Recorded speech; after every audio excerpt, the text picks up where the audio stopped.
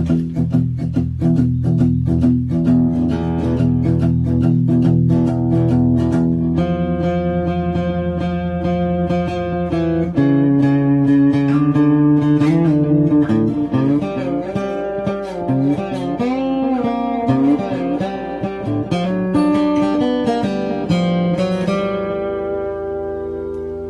to the Serious TV Drama Podcast. I'm Scott, and joining me this evening, the Kate to my Jack because we have to go back. It's Jamie. Hey, Jamie. We have to go back!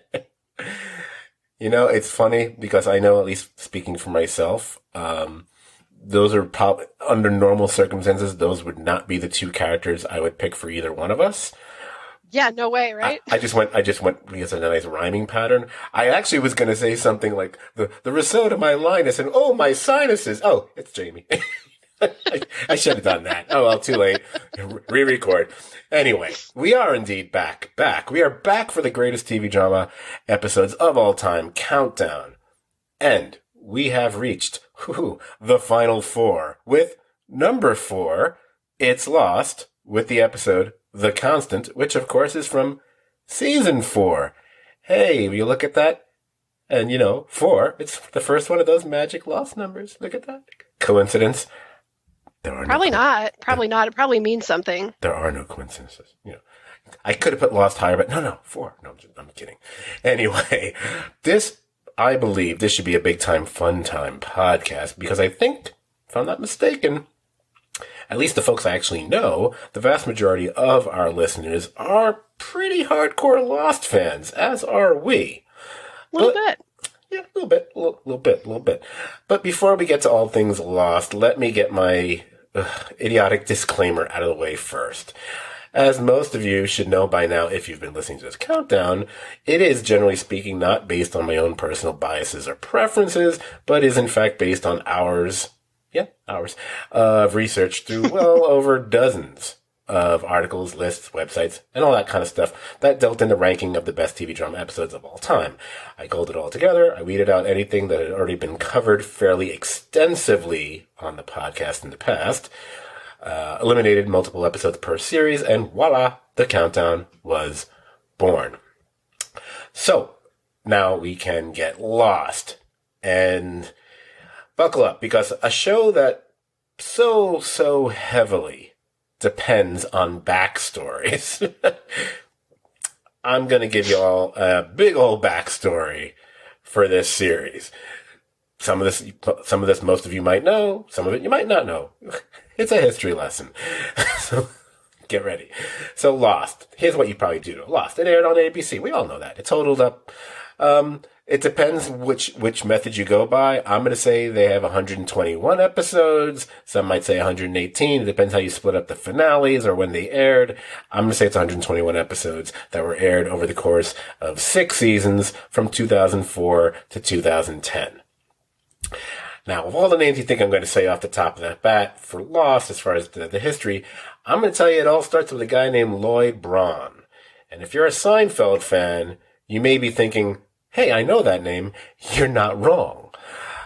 Because Lloyd Braun actually first broke into showbiz as an entertainment lawyer, and one of his clients, of course, was Larry David, who then later named a character after him on Seinfeld. Turns out another one of Lloyd's clients was David Chase, someone we've talked about extensively just a few weeks ago on this podcast, and he is actually credited with collaborating with Chase to help conceive of the idea for The Sopranos. Hey, important guy. Now, a year after he eventually became the chairman at ABC, he actually came up with the idea for Lost. This is something a lot of people have heard. Because he famously said he wanted a series that was, part, the movie Castaway and Survivor and Gilligan's Island with like a Lord of the Flies kind of element to it. Now, it turns out most of the people at ABC kind of found the idea ridiculous. There were still a few that were in favor of it, and that's all that really mattered at that point. And they initially hired a guy named Jeffrey Lieber to hammer out a script based on this high concept. And he subsequently came up with a pitch for the show, which was going to be called, or he retitled it, I should say, Nowhere. Imagine they titled it Nowhere. Braun, guess what? he didn't really love the script or the rewrite that the guy did of it, and he really didn't like the fact that Lieber changed the title from Lost to Nowhere. So it turns out, I believe he calls up J.J. Abrams, who at that point was best known at ABC as the guy who had come up with their series Alias, and he asked him to write a new script. Abrams, kind of iffy on the whole deal, until he was told, okay, it's okay, JJ, you can add a supernatural element to the series if that's where you're leaning here, and if you really need to hire a writing partner to work on this with you, so be it. So some of the other suits at ABC, they came up with sending him Damon Lindelof, because it wasn't Braun, it was someone else there. Damon Lindelof, who was a guy at the time who had been really hoping to get a gig with Abrams to work on Alias.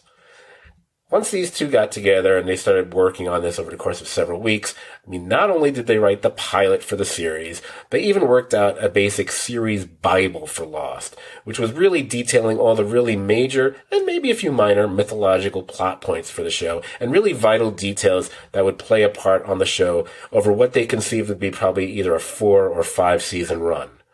So therefore, there could be any number of things that you guys would see in, say, late season 3 or season 4, major benchmark plot points.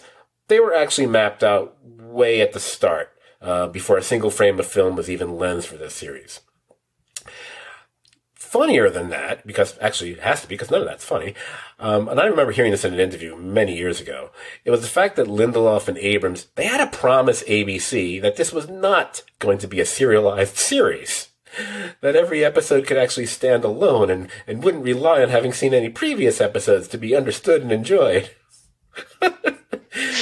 It was just, can you imagine that for that of all shows? Gosh.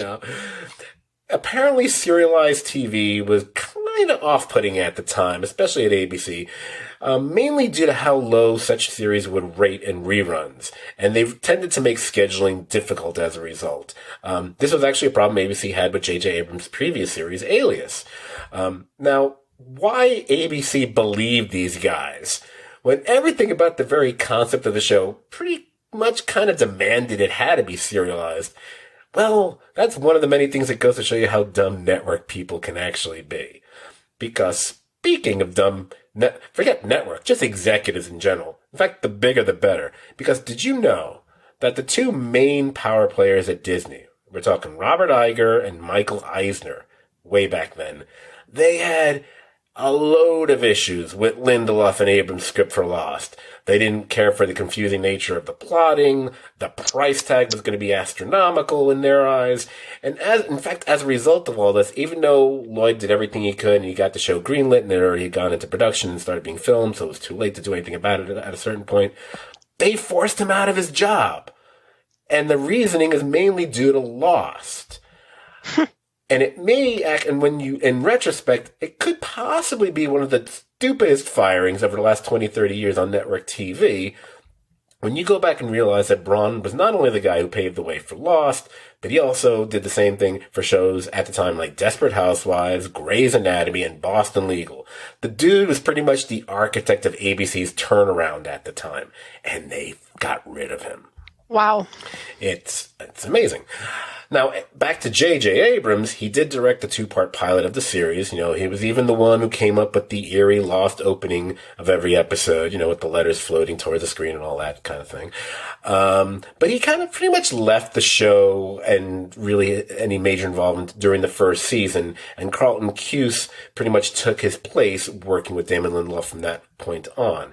Together, as all the hardcore Lost fans know, these guys were the series showrunners, and they further fleshed out and really built upon that series Bible that Lindelof and Abrams had started way back when.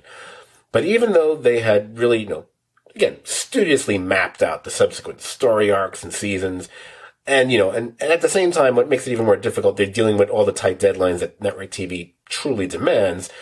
They always were smart enough, and I give them a huge amount of credit for this, to give themselves, or leave themselves, I should say, enough wiggle room pretty much every season where if they felt the need, they could course correct. Now, that could be anything due to casting decisions or just necessary previously unforeseen plot changes. Some of which are more famous than others, some of which I almost don't believe you know, the most famous one being, oh, we were only planning to have Michael Emerson on for a few episodes, and then he becomes like one of the main characters for the rest of the time. It's like, really, really, really. I put that in the urban or Hollywood myth thing, just like, oh, when we were filming Casablanca, we didn't have an ending in mind when we were filming the end. It's like, that's a lie. Shut up. Anyway, yeah, you just came up with, this looks like the beginning of a beautiful friendship on the spot. Shut up.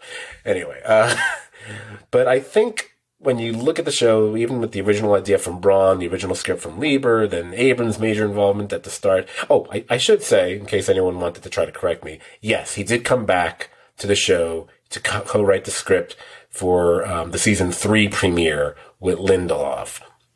And, then Carlton Cuse comes back on in season 1, working alongside Lindelof. I think the majority of people, despite all these other major involvements, we still tend to think of Lost mainly as a Lindelof series. But clearly many people even at the highest levels, not to mention the extensive writing staff and other creative personnel, all banded together to make the show what it was. And we could say that of his subsequent TV work on actually 2 series that we've already covered on this countdown, The Leftovers and Watchmen. But I think, as you're going to hear when we both really start having an actual conversation here, there's little, I said from the get-go that I was going to be doing this. There's little denying the overall excellence of all 3 of these series. And I think lessons learned from what could be seen as mistakes made with each earlier series were addressed and avoided with the next one. So whether it be The Leftovers avoiding some issues that Lost fell into, and then Watchmen avoided the problems that both those shows fell into, so maybe each one builds upon the one previous and just gets that much better. Because, Jamie, I don't know about you, but at times I would find the over-adulation of Lindelof to be a little bit, if not off-putting, just creepy. Maybe a tad. But I cannot, especially when I just mentioned, hey, 3 of these freaking shows are in the freaking countdown, and he's the co-writer of all 3 scripts.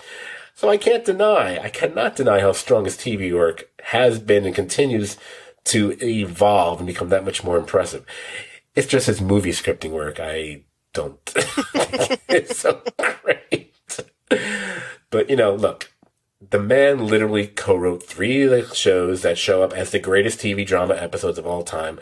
So clearly he deserves all the praise in the world. Yes. Whew. So that was a whole lot of talking by me, which I had warned her about, so I don't feel bad about it at all. So outside of what the show is about, and I'm just going to nutshell that into a log line here, even though everybody listening to this podcast already knows what Lost is about. But when you want to tell your family and friends, tell them it's about survivors of a plane crash who discover their accident was only the beginning of their terrifying adventure as they try to stay alive on a mysterious island. And that's basically Lost in a nutshell. Come on, I had to put some sound effects in this goddamn thing, didn't you? See, I hide it here, and then, the copyright police will come after me after. Anyway, so. What are you talking about? A plane was flying by. Yeah, what are you talking about? What are you talking about? Do you know it's impossible to get the flashback sound effect on YouTube? Because there's one that has it, but then some weird music plays right after, which has nothing to do with it. So the whole thing, couldn't do it. Anyway. That's weird. So now we can finally talk about Lost and us, our own level of fandom, how we feel about the series then, now, whenever. Jamie, so I can give my jawline a rest. And now you can take over the reins here. Tell us about Lost and your connection with it. Okay, well, for one, I did not start Lost as it aired. I started about the time season 2 was airing. Maybe season 3 or the space in between 2 and 3. I had some neighbors that were really into the show, and we were talking about it, and they were like, you have to watch it, you have to watch it, you have to watch it, and gave us the DVD set for season 1. And by the second episode, I was like, yeah, this is clearly going to be the best show ever. So I got really, really stuck into watching this show with my fiance at the time. We watched I mean, like it was binge watching before Netflix was available to us for binge watching. It was the first series I ever binge watched. We even watched a couple of episodes during lunch one afternoon on our honeymoon. Like we were not missing any episodes. Oh, that's amazing. It's kind of what got me into like my first chat rooms and how to navigate chat rooms, like through ABC's chat room. My first podcasts came from Loving Lost. The name of my son, Desmond, obviously running character in Lost. Even to the point that, 6 rewatches later, and now I'm actually watching with my son, who is 11 or almost 11 years old, and we're rewatching Lost, so he kind of gets to see his namesake. So 6, 7 rewatches.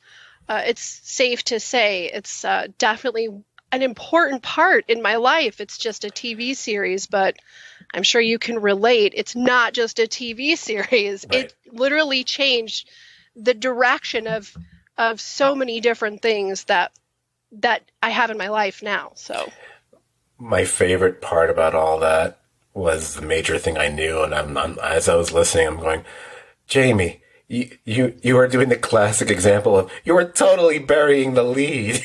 You named your kid after a character on the show. That is like the mic drop thing. It's like, oh yeah, you're such a big fan. What'd you do? It's like, like me, like, oh, I wrote a couple things. Oh, I did this. Oh, I bought a couple toys. Yeah, I named my kid.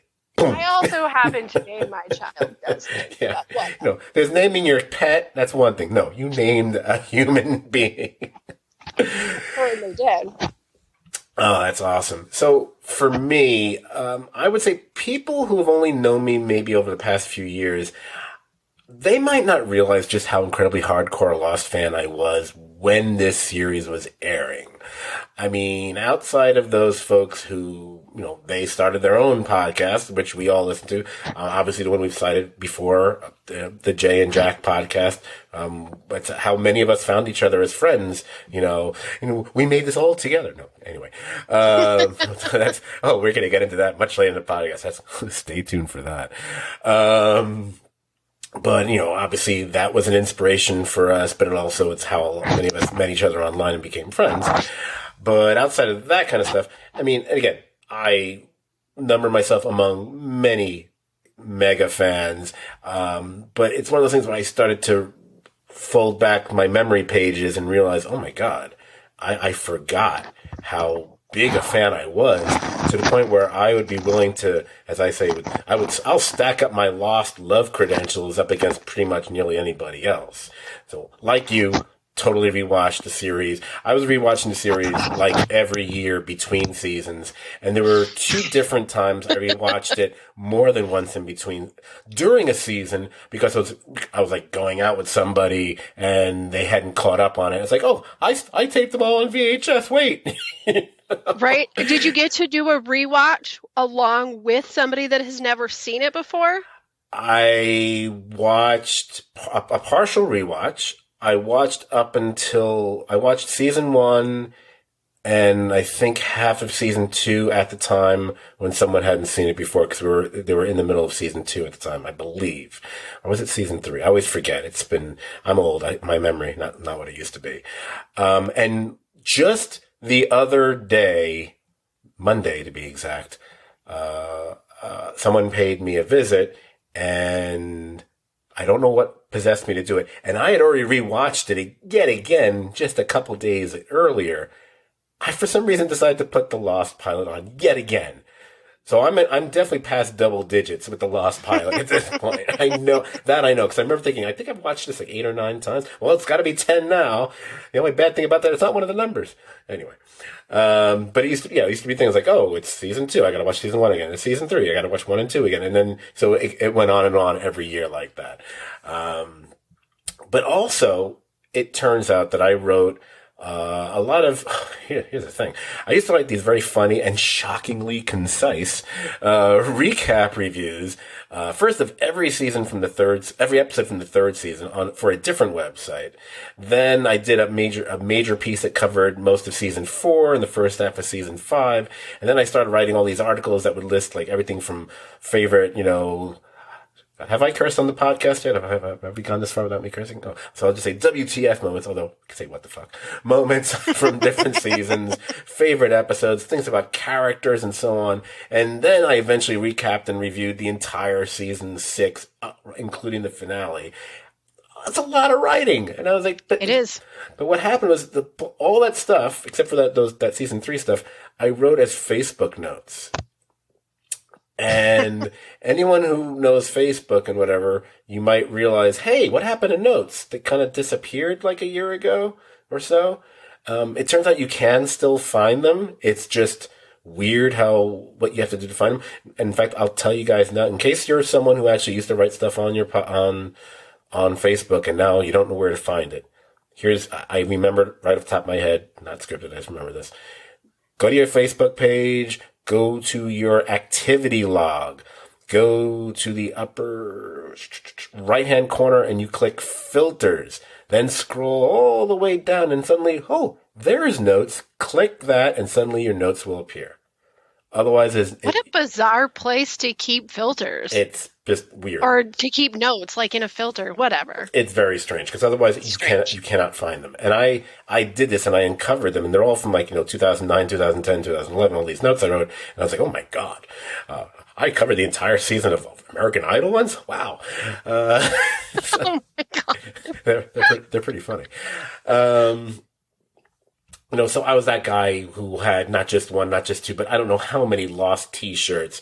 The guy who went to Hawaii specifically to go on the Lost tour. I could have said, because I know I want to see the Magnum PI house. By the way, I didn't see it. I was very sad about that. I still have a Lost shrine in my living room right now that used to at one time had several $1,000s worth of Lost props that I won in the Lost auction that I had to sell when I became nearly destitute some years ago. Oh, that hurts. Oh, yeah. I mean, my Lost Dharma whiskey, gone. But, so, up until Lost completed its run, and I think this is something we two of us kind of have in common. I was probably one of those people who would have said at the time, Lost is my favorite TV show. Absolutely, yeah. Now, I'll be honest, over the last several years, for me, based on number one, other shows that were airing during and after Lost, and then just kind of in retrospect looking back at certain things, I can't say Lost is my favorite anymore, but it's definitely top 5. It's definitely, I don't know if it's 3 or 4 or 5, but it's in the top 5 still, despite any of its shortcomings that we might talk about later. I would definitely still place it in my top 5. I think it may not be my favorite series of all time, but it probably is my most important series of all time. And that makes perfect sense. And it's something I think, oddly enough, a lot of our listeners, actually, we all have in common. You were talking about how you would go online and the internet. I think Lost was a show that, more so than anything that came before it. And it's not to say there weren't shows like the X-Files that, had a certain internet community. But that was still the early internet. When Lost was doing its thing, that became a much bigger thing, your Reddits and stuff of that nature. And it became such a huge breeding ground for theories and speculation, and people would get together. They'd have Lost parties. There was a bar. I think it still has it to this day. It had the Lost numbers painted outside it here in, I think it was is it in the Village? Somewhere in the Village, here, not Greenwich Village, but it was on the east side of Manhattan. I remember I was walking by one time and I looked and I saw the numbers, like, oh my God, I gotta take a photo of this and put it on Instagram. And then you realize, then you do the hashtag, and you realize, okay, you're like the 1 millionth person to take a picture of this. It's like, what's next? Gonna take a picture of the Statue of Liberty? But yeah, it's still a show that has a lot of meaning for me as well. Whether it be, you connect the show to interpersonal connections in your own life, relationships, whether it be friendships or girlfriends or boyfriends or animal friends or polar bear friends or whatever. So, like I said, it's going to be a fun podcast. So Jamie, and I know I'm getting basic here, and I also know I don't care. So I thought the one thing Lost is known for once we get beyond the mysteries. And no, I'm not echoing what certain showrunners said during the final season, because I've got something to say about that later, too. But it is, at least for this podcast, it is so much about the characters. So I thought I was kind of curious, because we've not really spoken about the show much until maybe 5 minutes before we started podcasting tonight, or recording tonight. I wanted to kind of compare and contrast like our favorite characters. I mean, if you want to toss in a few least favorite as well, that's up to you. That's fine. I could probably come up with a couple off the top of my head, and maybe not the obvious ones. So I'm just interesting. I'm interested because this is one of the things I actually wrote about, and I found the notes from 12 years ago. So that's still hilarious. I was looking at it. I was like, okay, the one thing I like about this, I don't have to rewrite it. And I was like, do I feel the same way about this? And I was like, interesting. I love this too, because I love that you have found things that you really kind of want to like. You're like, you know what? No, I'm comfortable with bringing this out to the table. I find things that I wrote 12 years ago, and like, I'm like, oh my God. Oh, yeah. Throw this away before there's anyone else who peers in. Trust me, there will be, okay. There's a couple things we're going to do before we talk about The Constant, which I'm going to be referencing back to stuff I wrote literally 11 or 12 years ago. But the thing to really stick around for, people, because once we get past The Constant, we're going to probably talk about a few other episodes. But you know the one we're going to talk about. Because there's no way we're doing this podcast and not talking. If I did a podcast about The Sopranos, and we talked about the finale, there's no way we're doing a podcast about Lost and not talking about that finale. For real. And I got things to say. But here's what's going to be funny, Jamie. Because when I originally conceived of this podcast and doing about Lost, I figured, okay, and I think I know we have some differences of opinion here, whatever, it'll be kind of whatever. And again, I'm not saying you shouldn't do that. But what's going to be what I find more fascinating, and it's is that I'm basically going to be arguing with myself. Because all the issues I had after I just watched it, I went back and found what I wrote about it. It was like, ooh, I just counterpointed every issue I have. 12 years in the past. I just did my own Desmond kind of time trip here. I was going to say, you met yourself in a flashback and you got something to say. I don't know who's my constant. It could have been my cat, but anyway. Okay, so favorite characters. Jamie, who are some of yours? And if you actually have ranking, I'd be very impressed, but I don't expect you to. Okay, so obviously it goes without saying that Desmond is definitely one of my favorite characters. But really, he's not my favorite character. My favorite character would have to be Benjamin Linus. And then I would say the rest are all pretty much like in step with each other for different reasons. But my other favorites are Sawyer, Juliet, Locke. But my biggest loss in the series was Mr. Echo. Oh. Nice. You know what's really funny? So, and just to give another, peek behind the scenes, pull back the curtain a little bit on the way I do, at least what I do on my end of these podcasts is, yes, there will be certain things I write up to a certain extent. Like that history lesson you just heard. Yeah, obviously, 80% of what you hear is me reading, or I'm using it, or I'm working around points or bullet points I've written here. But I always outline things. I think of it like a Curb Your Enthusiasm episode, where I do an outline. There's always I pinpoint a few things I want to make sure get said, but I don't do a whole damn script of the whole damn podcast, because then it's just be ridiculous, and you can't do that if the other person doesn't have the script with you. It does make it difficult. However, that said, I just realized that I mentioned a thing about going into characters, but I wasn't supposed to go to the characters yet, because I was supposed to talk about the other stuff first. It doesn't matter. I can It doesn't matter. Can I tell you why this doesn't matter? Because this entire podcast is essentially about time travel. Yes, we are going to jump around. We can do what we want. Like we a can crazy do what Scotsman. we want. As long as we can accept that whatever happened, we can do whatever we want. Very nice, very nice.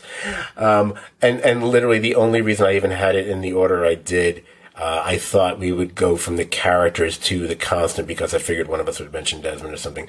We don't need lame-ass segues on this podcast. We'll just plow ahead. We're better than that. So getting back to what I had mentioned before about what I had written in the past, and that's what I'm going to use for this, because I did such a nice job. Why change it? Because, I'm that talented. Apparently I did a list. I did a pecking order of the entire cast. The entire yay! cast. I want to hear this. I will yay or nay applaud. No. I'm not. Hold on. We're not going crazy here because. Oh, I want to know. I'm not going. Oh, good lord! It's like I did it. Okay. Do you have like a top? Do you have like a top 10? Then are we going to go through I'm going to give you 5.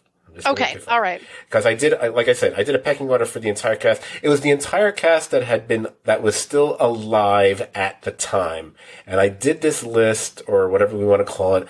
Looking at the date and doing some, looking stuff up on IMDb, I was basically 10 episodes into the final season when I came up with this list. So like 2010, okay. Yes. So like I said, I don't want to read all of them because it would just take too long, and there's going to be other things where I'm going to be reading, so, All right, so, and even though I normally I like to go 5 to 1, I'm going to give you I'll start off with number 1 and work my way down. And look what we have in common, Jamie. Ben. Ben is my number 1. He's always been the best villain to root for, and now at this point on season 6, that the fact that it felt like he was actually getting redeemed to a certain extent, maybe he really is one of the good guys, like he always said. I mean, let's face it, any character that walks around with like a C cello note just repeating itself everywhere you walk. I mean, Come on, like one note. Your theme is one note. You're that good. Well, he's Ben. Number 2, again, this is what I wrote 2010, and I have something to say about this. My number 2 back then was Locke. Although I almost feel he should be disqualified because in the Ion timeline, Locke is dead, and this is the Man in Black Unlock. I kept calling him Unlock back then. We called him Anti-Lock. I like Unlock because, it's I like Unlock. That's good. That's Unlock. good. I like it. Good play. It's an actual word. And, writer. It's a different animal altogether. In fact, I'll skip ahead right now and tell you, if I was doing this list right now, Locke would no longer be my number 2 choice. After my rewatch and just thinking about it, he's still in the 5, but he's probably going to be number 5. I'd probably knock him down a few. Number 3 was Sawyer. Number 3, which kind of surprised me that I had Sawyer that high. I wrote that while I always liked Sawyer, he's really had some great scenes over the past year. And even though I still think some of his best moments were in the first few seasons, like telling Jack about his dad and the execution of Anthony Cooper, he's grown so much as both an actor or I should say Holloway has, and as a character as well. I have to place him this high. So Sawyer was my number 3. Number 4, hey, look at that. Desmond. Desmond was my number 4 choice. As last night's episode revealed, tells you when I did this, Desmond is still a pivotal character. He has had the most emotional storyline until he and Penny were reunited, and has been at the center of some of the best episodes of Lost. And he was key to the entire thing. Key, get it? Because, at the end of season 2. Anyway, and number 5 was... Oh, shit. Hurley. Hurley was my number 5. Who doesn't love Hurley? Hurley, because he stands in for the audience. And even though I often say I hate myself, I can't say the same about Hurley. Although often providing the lighter moments, he's also been front and center of some of the most emotional, sad scenes as well. He's graduated up the ranks from the goofy supporting player to figuring very prominently in the story. Check this out, Jamie, and I have the timestamp to prove this if anyone thinks I'm lying, because I don't lie about Lost. I actually wrote, no offense to Jackie Boy, but in many ways, Hurley may be the best, most viable candidate of them all. Boom! Look how smart I turned out to be. Anyway. Now, also, Hurley is also one of the best because "Shut up, redneck man" is one of the best lines in TV. Yes. Now, looking at this, I would say I kind of like the 5. Is it odd that like someone like Jack didn't make the cut? Not that odd. He's actually, I'll tell you right now, I don't have the entire list in front of me because it's buried somewhere on Facebook apparently. I believe he was my number 7 choice maybe of overall. Really? And he'd be somewhere close to the middle top for you? He still plays such a major part in too many things for me I couldn't rank him. I have such a hard time with Jack because he's important, clearly. We open the entire series with him and we end it with him. Spoiler alert. But I just had to throw that in there about something like Lost. But I don't know. He always irritated me so much that, like, he stayed in the middle because he was such an important character. But, like, anytime there was a non-Jack episode, I was okay with it. I hear what you're saying. I wouldn't go out of my way to disagree. I think the first 7.5 minutes to 8 minutes of the series keeps Jack high on the list. Yep, I can see it's everything up until Kate sewing up his wound, which gives us the famous, angel hair, pasta. And that's where we screech to a halt, and I look elsewhere. 1, 2, 3, 4, 5. I'm looking at my list here. What I wrote here. I see that my reasoning for not ranking Miles higher. I cited his overall lack of importance is what relegated him to the lower tier. Because I have to say this is why I think we can have these conversations, because Miles was in my realm of tops, but he just didn't play. Same thing. He just didn't play enough of an important role in everything leading up to the end. Because when it comes to my sensibilities, if I looked at as far as who I relate to or who do I see myself in, so to speak. Right. And this is and I'm not, because, there's a little bit of Sawyer at times as far as the smart-ass quips. Miles, actually, they're a bit more honed down, and hence Hurley saying when he meets Miles, oh, great, they brought another Sawyer. Which is, but you know who it is. It's my number 1 choice. If I'm like anyone, it's Ben, because not only is he great with the sarcasm and his withering quips, it comes from a place of being, I'm the smartest guy in the room and I'm going to be terribly condescending to you. Oh, yeah, that's very Scott-like. Anyway. Not to mention the fact that he can take a beating like a champ. Oh, he's clearly, I think there's little question, even though people have had a lot of bad things happen to him, whatever, not including people who died, because, they're dead, not including their actual death, whatever. But no one got beat up as much as he did. I mean, pummeled. And it's just like butt of gun meet Ben face, is like a 20 episode storyline. He's got a better jaw than most boxers, considering how many times he's taken a rifle butt to the face, and he's been smacked around to holy hell by Jack, by Desmond in that episode. Yep. Locke has to have beaten the crap out of him at some point, hasn't he? He must have, because he should have. Sawyer, it's just insane. Saeed, they're all, everybody. Torture. Here's something I have to say with Ben, and you're probably have got some notes on this the same too. Like, Ben's story arc to me, and let's face it, this has been talked about in every podcast that does Lost. Anybody who's interested in writing, again, like you just said at the beginning of all of this, it's about the characters and about these story arcs that are just, some of them are just so intricate.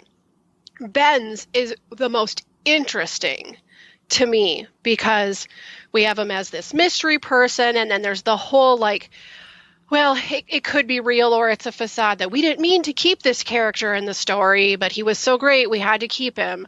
But he's the mystery, and then he's the villain, and then he's the pool of knowledge, and then he's he's a victim because you've got Keeney that comes in and losing his daughter, and then he's the villain again, and then at the end, we get the what about you? And I think the what about you seals his character as one of the most interesting story arcs in TV. Just this character arc. I agree. Absolutely. You've beautifully dismantled and discussed it from top to bottom. You know what? I literally was about to call him Henry. That's really funny. I didn't even rewatch. Henry Gale. I didn't even rewatch any of those episodes, but for some reason I was about to call him Henry because I remember there's a while I was calling him Benry or something back in season 2.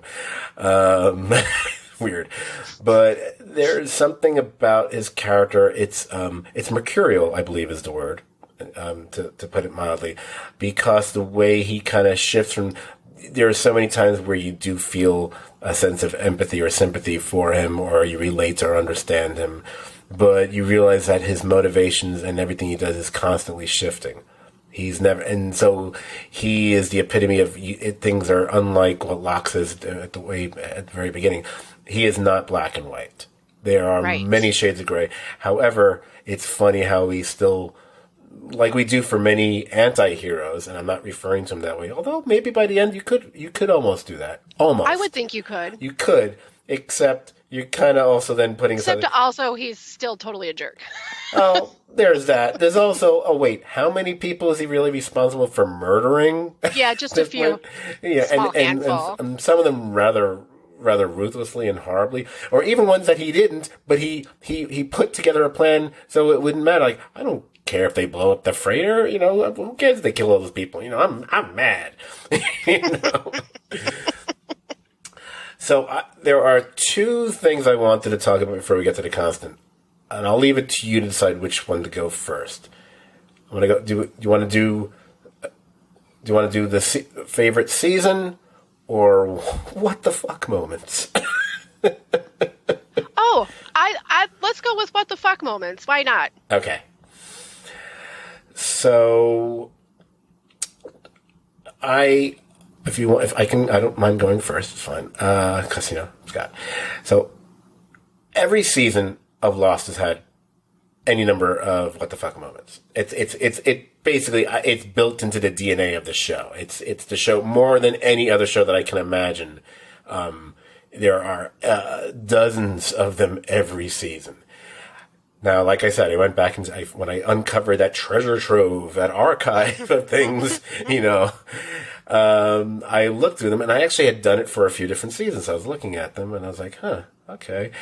And one was freaking endless, so I was like, no. There's going to be enough notes in this fucking podcast. And then one was a nice tight 10, and it's like, oh, I think that's the one I'm going to use. So I'm going to use, and I wrote this, tell you how old this was, October of 2009. Ooh. Now I need that flashback. Anyway. So, and they were all based on season 2. So that way, Jamie, like I mentioned to you the other day, you've got season 1 and seasons 3 through 6 to run wild with picking any of your favorites. And I could have mentioned any of those, but I was like, no, I'm just going to go stick with season 2. That way I give Jamie the freedom to run wild.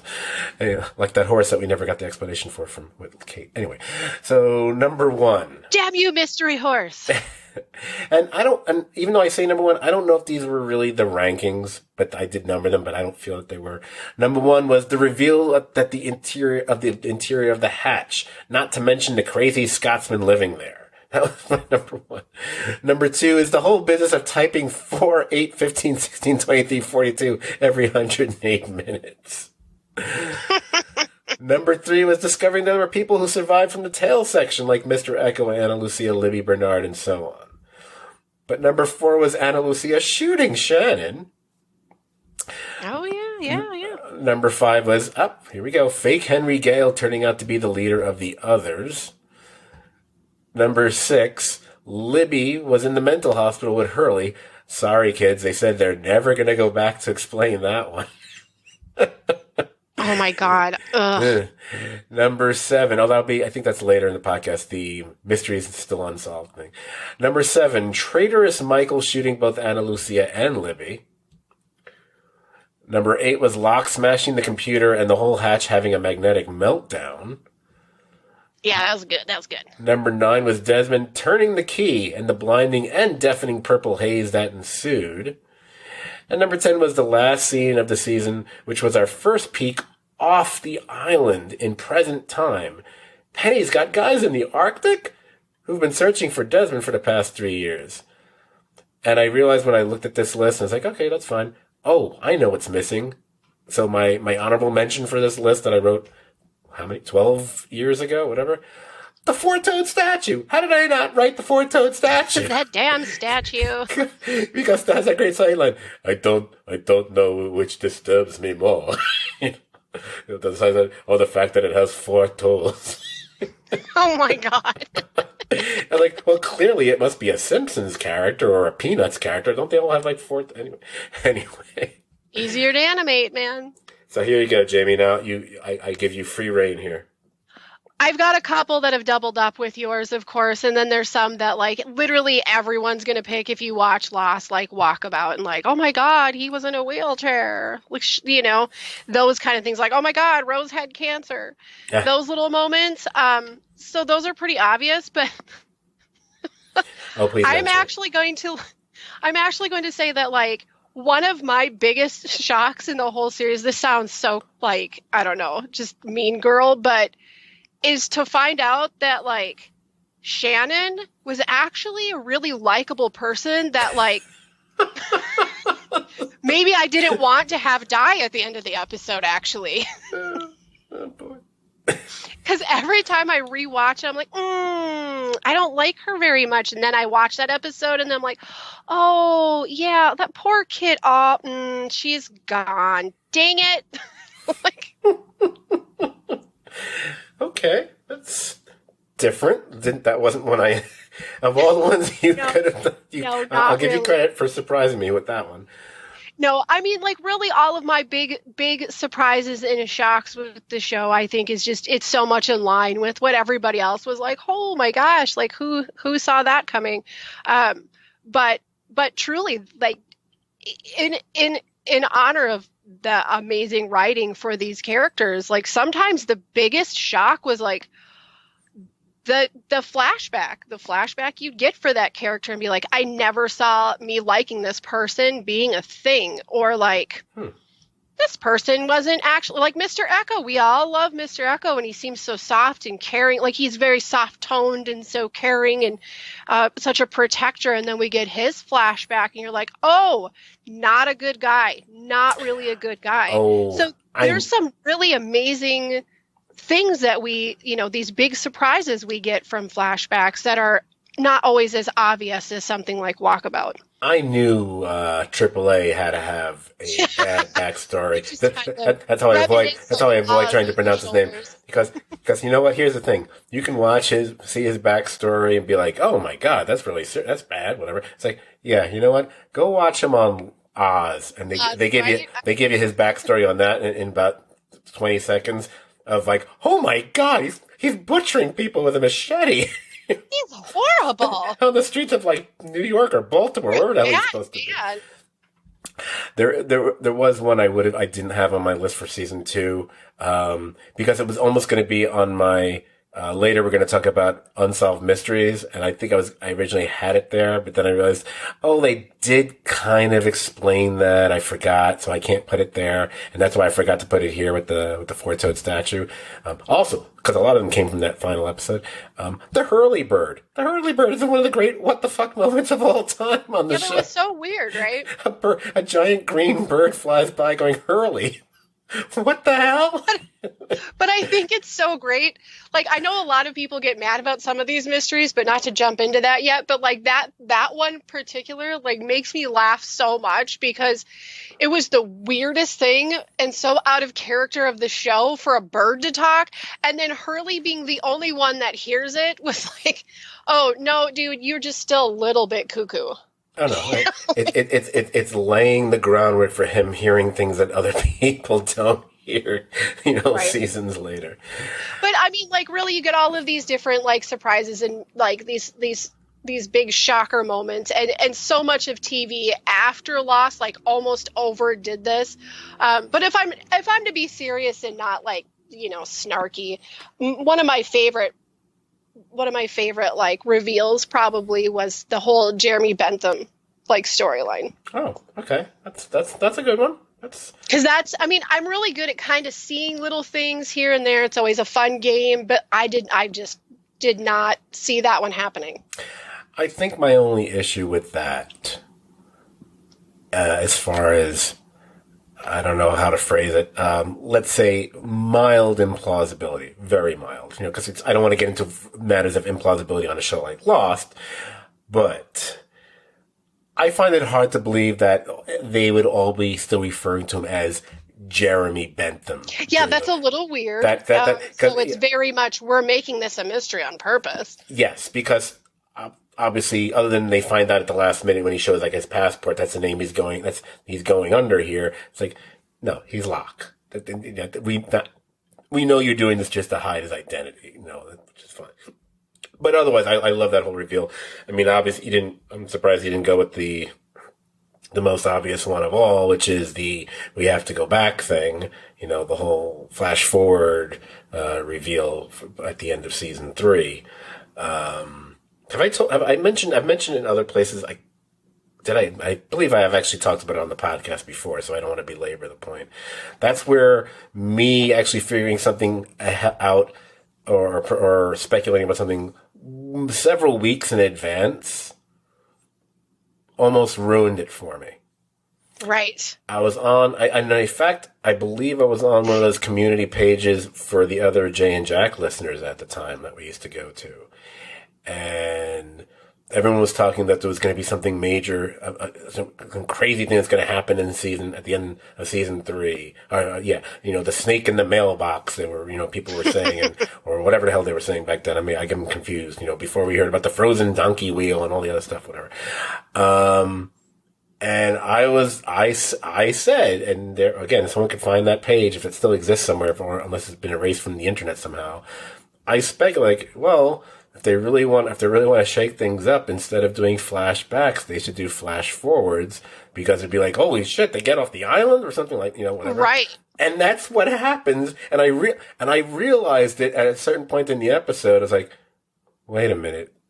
I think this is a flash forward. And I was going, oh my God, I can't believe I got it. And then there were actually people who accused me of, spoiling it. I was like, how would I have found out about it? Yeah, jerk! Look what you did, you little jerk! Yeah, I've got a connection at ABC who snuck me a script. Idiots. That's what I do. I spend my entire time going undercover and getting information from ABC elites, and then I spoil people in chat rooms. It's awesome because I wear like a fedora and a trench coat, and I get. There's an entire disguise. Oh, I said fedora. I shouldn't have said that. Anyway. Yeah. So. One last thing before we get to the show, and we can make this quick if you like, no problem.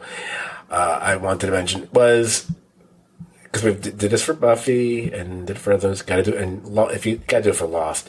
Favorite season? What's your favorite season, Jamie? And why? Okay. It's a real tough tie between 2 and 3.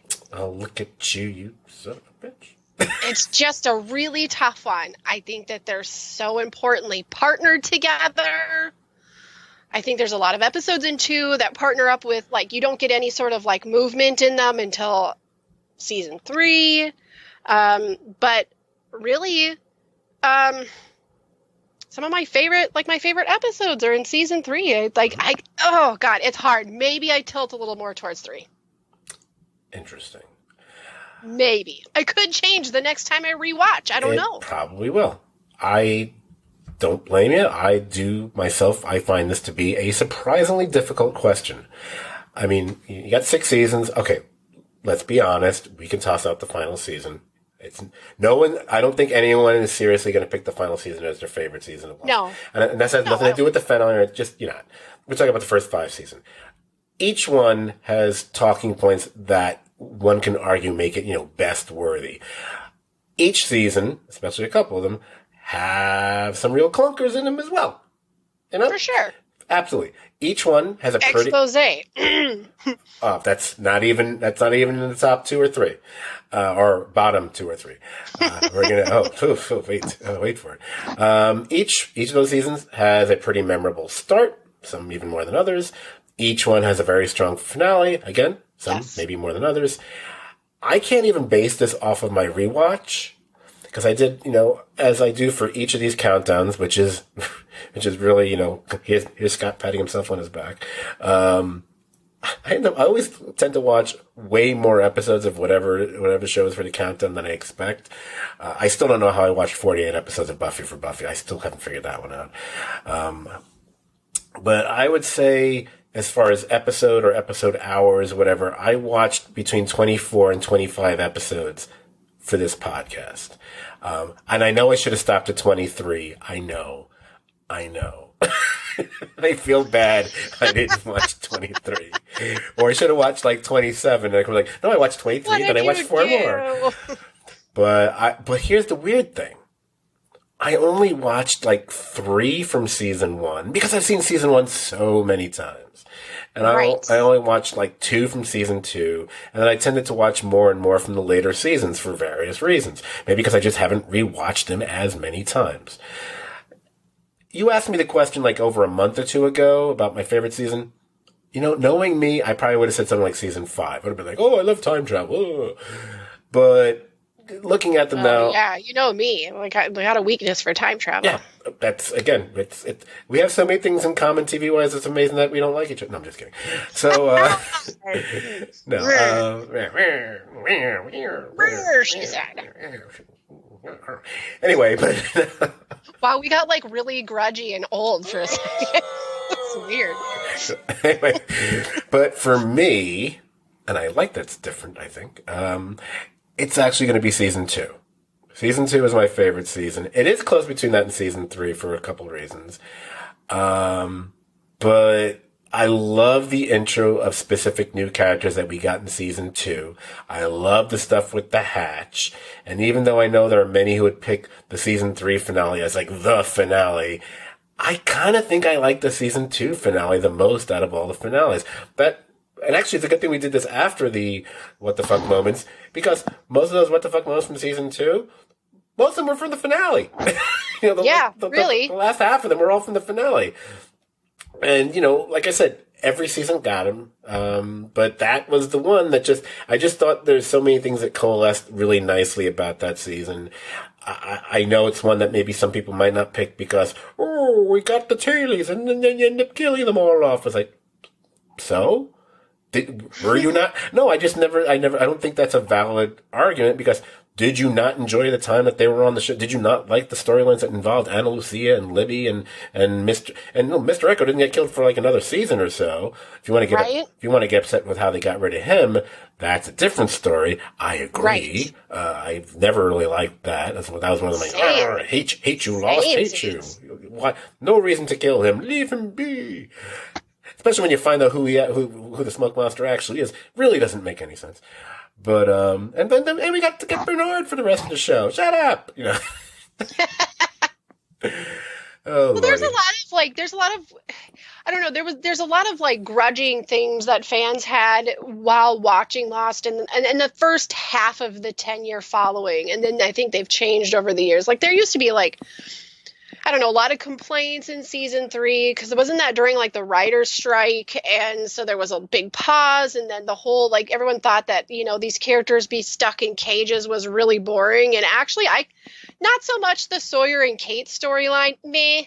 But like the thing with Jack and Juliet and Ben, kind of really revealing that Ben had the tumor on his back or whatever. Like I thought all of that was really interesting, especially when we realized Juliet was trying to like maybe kill Ben and make it look like an accident. Like that's interesting TV. I don't think that was crappy. Yeah, I agree. I mean, season 3 is beleaguered by, again, some of the worst episodes of the series, but right. It's I also cannot disagree with that. But it also has some of the most interesting or most revealing episodes of the series. There's a lot to love in season 3. I remember the reaction of the extent of them in cages, whatever. I got it. I got why people didn't like that. I didn't particularly love it myself, only in the sense. Okay, it wasn't exactly Theon Greyjoy in Game of Thrones being tortured, but at a certain point I was like, but I do get restless with, okay, I kind of want this to move on because I'm just tired of them being stuck in a cage. And one of the things about Lost, and this is it's a time-honored dramatic technique that they would do on Lost, well, quite often, especially, that's like the example of it, is when you have a group of people, and I've talked about this on other podcasts, and, Game of Thrones was the next one to do it really in a major way. You have a huge group of people, you break them up, you separate them, to all parts of where the city, the country, the world, the universe, whatever, because one of your ongoing story is how do you get these people back together? Yeah, you got to separate your cast, so we look forward to them coming back together. Exactly. That reunion's really important. It's all. So that's what you do here. It's all about they're going off to save them. So we're wondering about Jack, Sawyer and Kate. We're wondering about, hey, what about Sun and Jin and Saeed? Or what about this one? Hey, the hatch blew. What happened to Desmond and Locke? Yeah, you had a lot of really great mysteries that were just kind of left dangling, and that's what I mean. Like, I think while it was airing and the first few years following the end, those episodes really bothered fans. But I think on rewatch, if you did like a poll, I think you would find more and more fans who actually appreciate a little bit about those episodes now. Because they're not sitting on they're not biting on the bit like, I'm ready to go. Let's solve this mystery for me. Well, I think you're absolutely right. I think also a show like Lost, which, as you mentioned, was your first binge show, right? Yes. Like 1 and 2. Right. Season 1 and 2. And I can't say it's my first binge show because I already said on the Buffy podcast that was the first show I ever binged, period. And that actually predates Lost even airing when I binged Buffy. Yes. But Lost was but I will agree, as I said before, Lost was the first show that I would rewatch the seasons in between every season. I never did that for any show before. Never. No. All the ones I loved before Lost, never did it. Even, I didn't do it for The Sopranos. I didn't do it for The Wire. I didn't do it for any of those, but I did it for that. I did it for one other show, but like no others. I've done it for shows since, but I never did it for a show previous. Lost was the one. Yeah, this was my second show of like real like dedication and like, but this was the first show that really was like, there's mysteries and I need to solve things and what's going to happen next and whodunits. So I'm thinking like Dawson's Creek was the first one, or. Oh, no, actually, Queer as Folk. Okay. Totally different league of love triangles. And now it's This Is Us. So, Can I say something about this week's episode of This Is Us, just as a total non sequitur? You can always say something. I don't know if you watch it or not. Anyone who watched this week's episode of This Is Us, give me like 30 seconds to say this.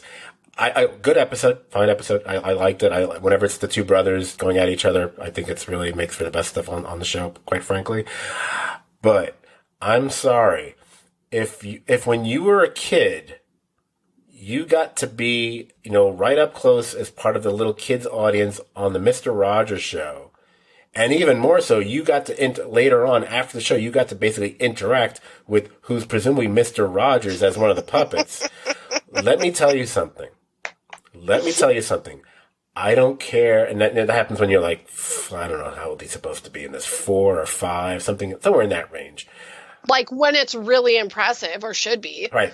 I don't care if you're 14, 24, 44, 84.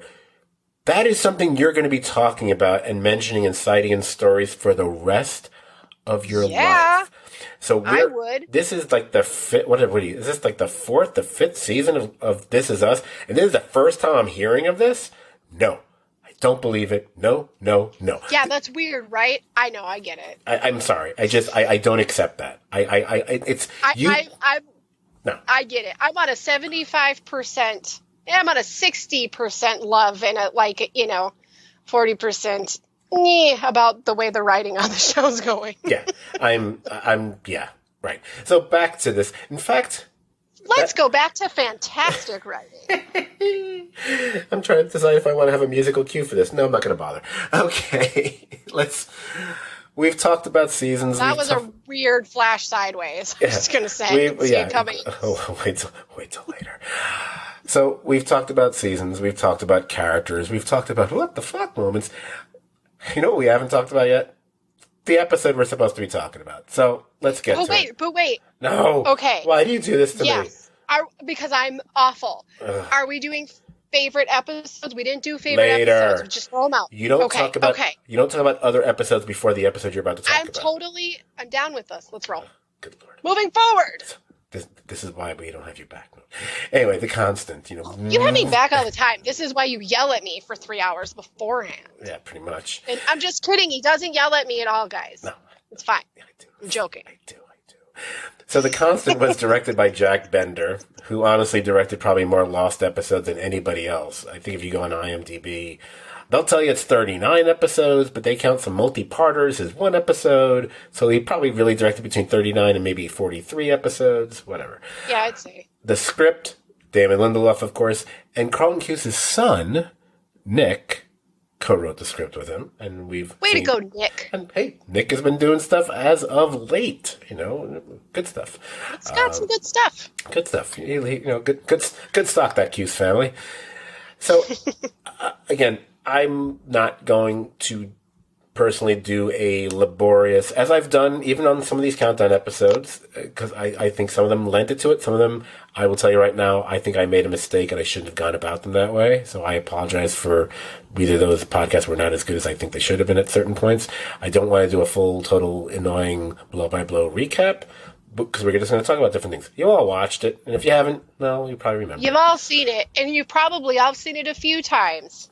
All I'll do is just kind of, let's say I'll just give you a little nutshelling of the essential episode without even, and I'll even do it in a way where I'm not spoiling it, even though we're clearly talking about it, so why am I worried about that?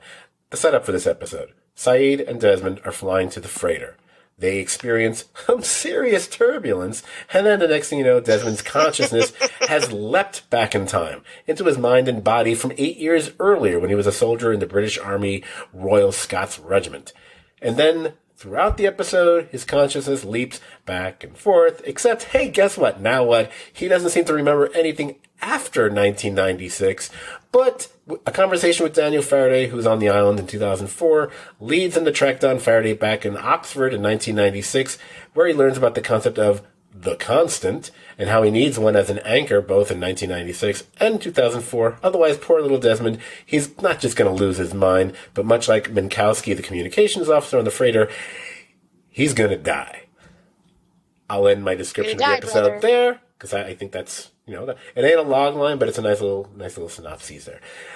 So, and if you don't mind, because I pulled this because I just thought it was really fun. So do you want to know how Lindelof described this episode before it aired? Of course you do. Here's this description. Coming off of flashes before your eyes, Lindelof says that this episode uses the concept of time travel and flashback in ways never have before or will they ever again. It will uphold that pledge, unpledge it, and then repledge it. Which reminds me, I love that you mentioned flashes before your eyes. I want to point out, especially since we just talked about bad things, whatever, I will point out that two clearly great Desmond trippy episodes, Flashes Before Your Eyes, which is one of the best episodes as well as obviously The Constant, which is the best episode. Not only do they have that in common, the Desmond, the trippiness, the timey-wiminess, whatever, they are also followed by two of the worst episodes of the entire series. The absolute worst. This shit is amazing, and then it goes right to, what the hell is this? You got Stranger in a Strange Land follows Flashes Before Your Eyes, which is pretty much generally considered the worst episode of the series. And the one that follows The Constant, I know you mentioned expose before. At least expose, there's a kind of a fun, weird factor of the seeing all these different events from a different perspective, and plus it's got Billy D. Williams in it, so that'll kind of also remove you it. can tell that they're not entirely taking themselves Yeah, 100% serious. it's silly filler, but it's fun, and it's just they're making fun of the whole thing by killing him at the end. It's kind of goofy, whatever. It's got a very Alfred Hitchcock Presents kind of moment to it as well. Which and I was aware of these homages, which made me go, okay, it's not. I mean, are you wasting my time a little bit? Yeah. Is this also like a really, really long season? So I don't mind. Go ahead. Fine. Yeah. However, the one that follows the constant, The Other Woman. It's a bad episode. Yeah. It's a really bad episode. It's a stinker. In fact, I might be forgetting one. No, I'm not forgetting one. It's the worst portrayal of Ben in any episode of the series. It's like, why, this is where we need a drum roll. Oh, why would you do that to that character? He's just whiny and it's just awful, awful, awful, awful, awful. Anyway, so Constant. What do you want to say about the Constant, Jamie? Oh my God. Okay. First of all, take one of my favorite characters, and then you mix it with one of the best love stories on TV, and then you bring in time travel, as I mentioned ad nauseum, how much I love time travel, and I'm a sucker for anything time travel and a double clap in music, and you've got me. And this okay, we don't talk about this a lot, but the score in Lost, it is so amazing and so beautiful.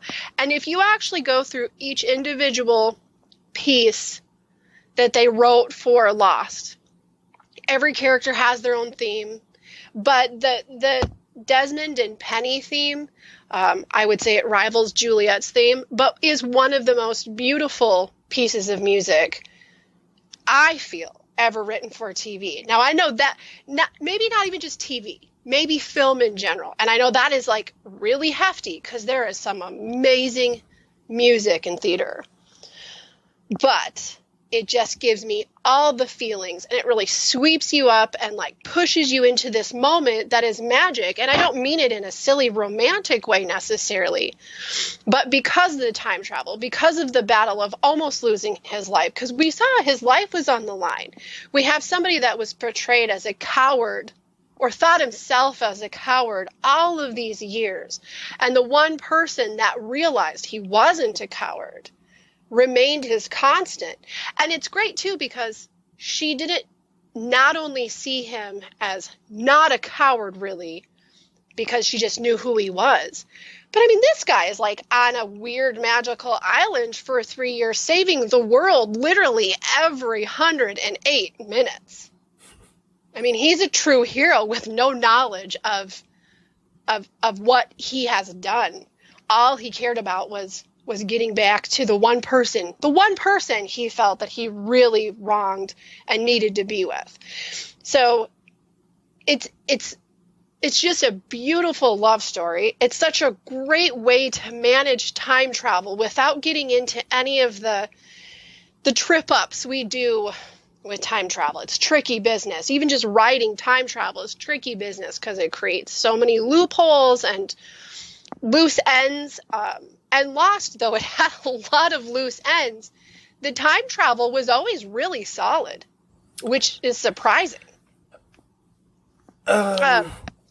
Maybe there was a few times that there's definitely one mystery that I know we have in common that involves some of the travel that doesn't get answered. Yeah, we'll get to that but later. As far as any we're not running into any situations where we come back into the real world and Biff rules the world, Right. We're not running into anything like that.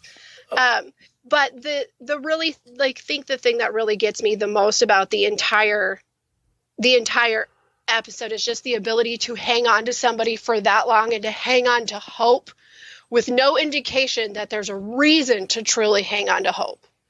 And to find that hope and that love was warranted.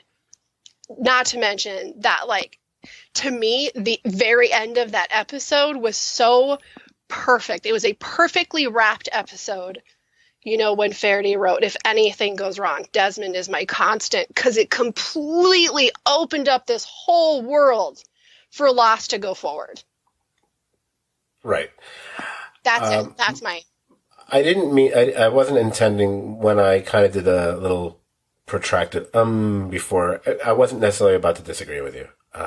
So don't worry. There are a few that. spots. There are spots that are a little bit hinky on the time piece. You know what? The thing with time travel, just to quickly wrap it up and toss it aside, it is very difficult. And generally speaking, no matter what the TV series or film series or whatever is, one can look at or point to issues one has, whether it be things that don't quite make sense, or there's a lack of time logic, or the word that we left out, which is my favorite word to use about time, the issue with time travel, are paradoxes that occur. The paradox. And I'm not going to I wouldn't get into that with this episode necessarily. It opens up some questions, but it doesn't bother me that much, because it's like, okay, because the thing with time travel, it tends to be, if you do something, you've gone back and you make a change. A lot of people believe because a lot of different forms of time logic mean, okay, now you've just created an alternate timeline, because everything that's happened has actually already, like what you said, they even have a title. Whatever happened. So this is a different timeline. But the way they approach it here, with him doing it through his own consciousness, whatever, it's still changing things. But that's the only thing I've ever speculated about. It's like, is it because of the way they go about it? It closes a loop, so to speak, and that's why there isn't right. That's how I feel about it. Like, that's why I think I love it, where it's time travel at its neatest, because they create the constant. Right, which makes sense, because otherwise, if you have it where he literally physically travels, yes, then I think you're creating an entirely different timeline, and doing it this way, I think, is their way. And again, then you have to answer, then he has to answer questions of, where did you go? Well, where did you physically disappear to? I mean, we got a version of that when the island jumped, through time. Well, the thing you have with him here is that he goes into what appears to be this weird catatonic state when he's tripping back and forth in time. So depending whether he's just standing there and they said, okay, let's just put this guy in a chair, which is apparently what Faraday does, or does he just collapse, like when we see him on the stairs at another part in the episode? It's not the most convenient way to time travel, quite frankly. No, not really, especially since you can't, take Control anything with you to remember numbers, know when it's coming. Right. The thing I find really fascinating about this or one of the many things I find fascinating about this episode, and it helped to do a bit of a rewatch to get ready for this one.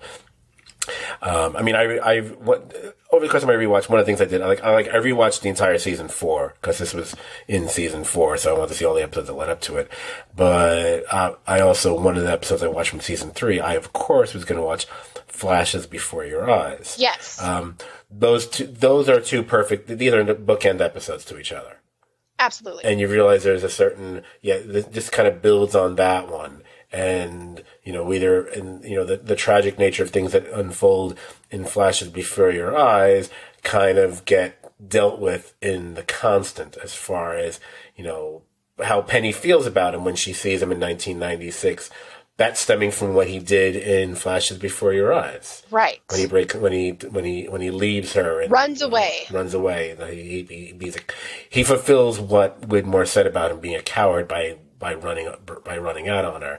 Even if he does go run off to join the army, that doesn't make you. But now he's running for her. Yes. Towards her. Oh Lordy. So he found. This is what I mean. This is why I love Desmond's character so much. I mean, yes, he's an interesting character. We have, we have the acting, we have a wonderful accent, we have great episodes. But what I love about him is that he's somebody who he he thinks that he's not worthy. And he had one or two people tell him he wasn't worthy for what he thought he might be worthy for. And he believed it. And then he happens into a situation that he can't escape from. And he just takes it in because what else is he going to do?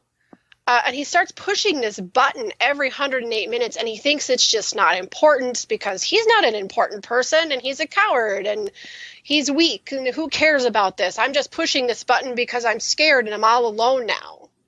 But in reality, he's saving the freaking world.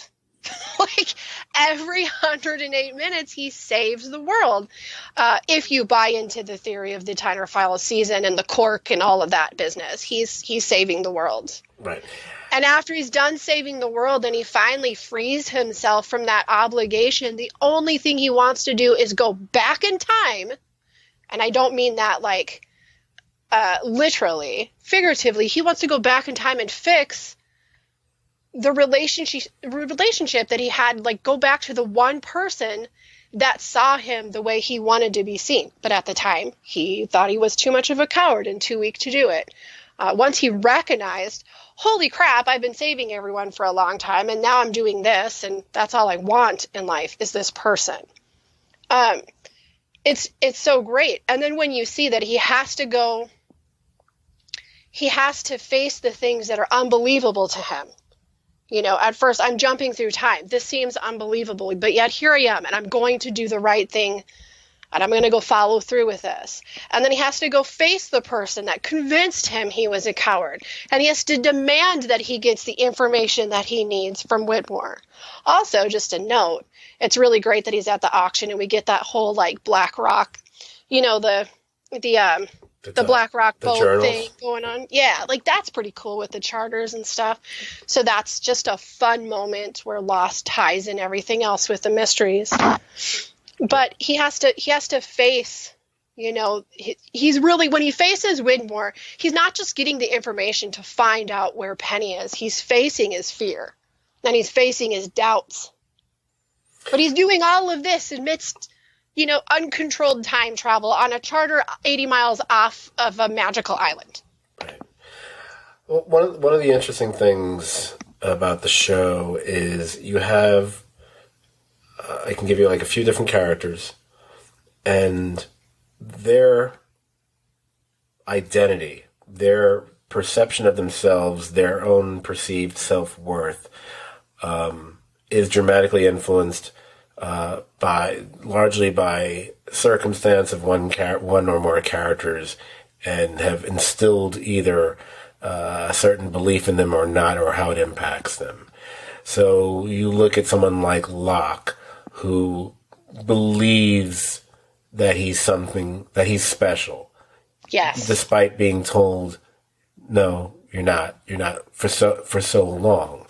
Hence his mantra being, don't tell me what I can't do, and things of that nature, which he was saying long before he ended up in that wheelchair. Or then you have... That partners up against Ben, who thinks he's really important, and then finds out that, like, nah, what about... you're not. Yeah, it's where you said, what about you? Right. Which is almost the Locke in reverse. Ben did perceive himself as something special, and it turned out, it really wasn't. When the mystical deity-like figure was pretty much hanging out and seeing everybody else but you, that's not great. So he deserved to be stabbed. Anyway, and that hurts. And then you had Desmond, who was told, you know, the most horrible things about being a coward. He's whatever, and he sets out to try to prove the person wrong. And let's face it, perhaps in maybe the most outlandish, really, that's how you're going to do it way? You know, you're going to go win a big round-the-world boat race? Yeah, that is really weird. And that'll show you, then I have won my honor. I was like, what is this Braveheart bullshit? What is this crap? I'm still in the strong belief that was the reason, only because it was supposed to tie up with the Libby story that we never got. But at the end of the day, he is special. There's things, even, you know, because there's something about him where he's able to survive the stuff with the electromagnetism, and Yes, feeds all the way to the final episode, and that's why Widmore brings it back, blah, blah, blah, blah, blah. And he's the one who is doing the time traveling and the consciousness and the this and the that, whatever, because he's special. That's why he's seeing these flashes of the future, and he's, trying to save Charlie in season 3 and all these other things. The thing I thought was always interesting about Desmond, and obviously some of it all plays into how his character, the storyline and the arc, where he was all the time. When, he leaves, he comes back, he's drunk, he's right. whatever. Yeah, he is really like back and forth. Sometimes he's just wearing a t-shirt. But he's always engaged. He's kind of, I think he is loved by most viewers. He's definitely one of their favorites. And it's interesting that he never, even to the very end, he always is an outlier. He never feels quite like he's one of them. And obviously, yes, he wasn't on the plane, blah, blah, blah. I get that. Duh. But, and I don't mean this in a bad way. I just think it's always like, you have all the Losties, if you want to call them that. That's what we used to call them back in the day, right? Yep. And then you have Desmond. He just, it's kind of like the separate but equal kind of a thing, or maybe a bit more so. And it's like he always seems to be like the wild card. Because it always seemed to me like up until a certain point, when late in the series run, he's kind of the thing that isn't taken into account or given as much concern or worry or even acknowledgement by Ben, by whatever the quote unquote Dharma Initiative or well, the that's others because or he was never on Jacob's list, right? Like he was never. As far as I did not see it in chalk. So, but I know there's a breakdown of all the names somewhere. Is Hume on it? I don't remember. I honestly can't remember. And if there's one show that we're likely to get smacked for saying something which turns out to be wrong, it's going to probably be Lost. I don't want Happy Valley Part 2 to happen with this podcast. Fuck that guy. Anyway, so sorry. How many years? Oh, by the way, I don't let things go. Anyway, so Desmond was not a candidate. I don't think he was. Okay, good, excellent. But this episode is just one of the things I love about it. I started off this podcast talking about the history of the show and talking about serialized episodes. And okay, sorry. I hate to interrupt, but my brain's remembering something. I'm sorry. He wasn't a candidate, but remember, it goes back to the fail-safe. He was Jacob's fail-safe. Right, that's correct. Right. But that kind of like, again, that fits in. Like he wasn't a direct candidate, but he's like the just in case guy. He is the key. Because remember, when Desmond does the thing in the hatch, the failsafe is the key. But he's actually he is the key for the island itself. So he's like Australia, man, the key to the whole game. He's basically the human construct of the key. Thank you for remembering that. That was a good. See, I don't mind. It works. Good for you. Yes. Anyway, no, I'm just kidding. Why would you boo her? Anyway. By the way, if you haven't figured out, this is like my favorite thing ever. I wish I had it. Just walk down the street, boo. I just like doing the booing or the crickets, but hopefully there won't be any crickets on the podcast, unless I do it for myself. But what I had mentioned, the whole thing about the show being heavily serialized, that whole thing. What I love about this episode is, although obviously it does rely a lot on what the ongoing storylines are, and will be beforehand and after, and going back to flashes before your eyes, and on all the backstory we get. But I'd also say this is one of the episodes that if they weren't going to watch the pilot, and they weren't going to watch, I'll just say one other episode, which I'll chat about a little bit later on. This would probably be the next one to say, okay, if you're just going to watch one episode just to get a feeling of what the show can be, here, watch this one. Yes. Because it's just, I think not at all. It works on such a nice level, and although I would never say Lost is ever at a loss. for emotional moments. I would also say that most of those emotional moments tend to be either in the finales or, when there's some big Yes. death or A revelation. death. Yep. This one accomplishes that without any of those things. And it does it in an amazingly satisfying and, surprisingly for this show, uplifting way without it being too cheesy. It's the true happy, It's true the happy ending for Lost. I mean, because even where there's other things where like, okay, that could be taken as an up note, that could be taken as a happy ending, or at least, this was the one true like fairy tale happy ending. Right. And it's one of those things that if you just tried to explain it, describe it to someone, they would just, maybe their eyes would start rolling like, oh, you watch one of those kind of shows because the overly romantic, blah, blah, blah. It's like, no, you got to see it because it works. It works really well, especially when you realize that is part of a through line through almost the entire series. And at least for the first 4 seasons, everyone builds to that because Penny plays a part in the finale of, seasons 2, seasons 3, and season 4. Yep. And we've lost people. There's that loss again. We've lost people we care about to build us to this place to get Penny. Yeah. Although I do have an issue with Penny that I will be talking about later on in the podcast as well. So more things to look forward to. I hope that it's exactly what I think it is. Oh, it better be. Because you know which one it is. Let's just say I'll be getting into that when we get closer to the end. All right. Of the podcast. Anyway,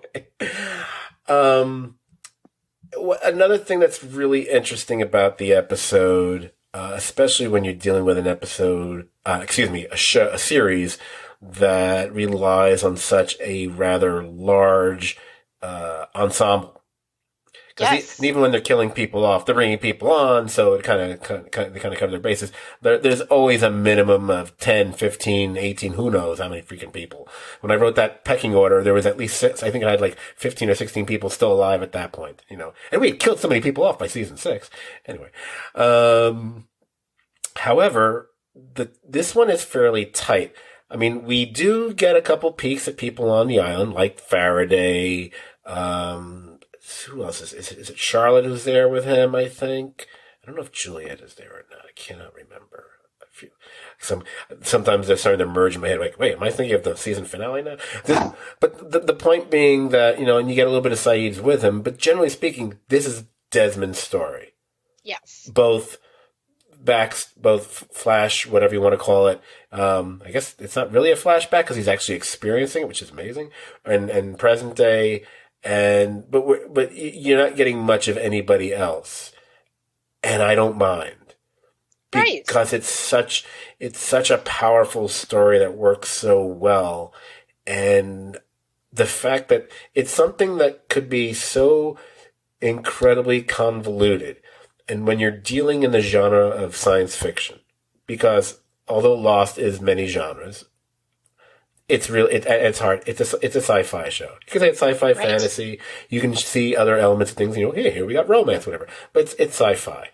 And the joke about sci-fi is that you always have to have these things and scenes and whatever where it's just basically bullshit gobbledygook the writers have to put in just to move on. So whenever you have a character talking about blah, blah, blah, blah, blah, blah, blah, whether it be on the bridge of a starship or a lab in some sci-fi thing or Star Labs in the Flash or Star Trek, whatever it is, you get like, oh yeah, this is just the bullshit explanation that we really don't know what the hell we're talking about. We just want to get to the next thing. It means nothing.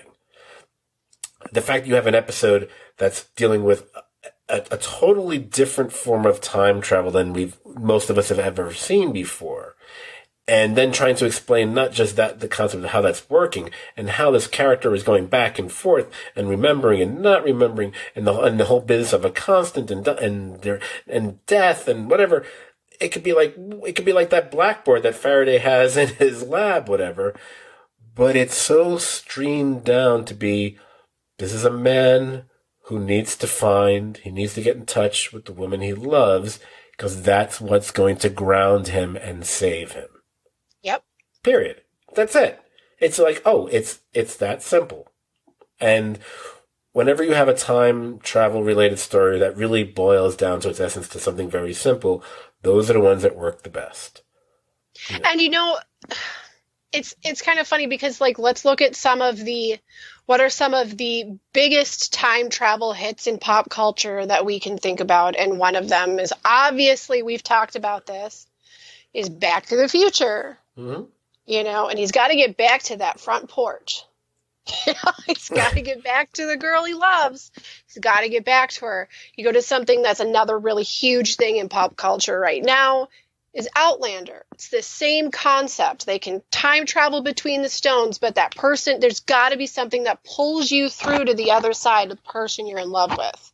So it is a theme, but I think it's a theme because in reality, without time travel, like actual time travel, theoretical, like time travel, like a memory, it's the person you love. It's the person you're the most bonded to, that no matter how many changes you go through and how many different lives you lead in one life, it's that one constant that keeps you who you are, that reminds you of who you are at your base.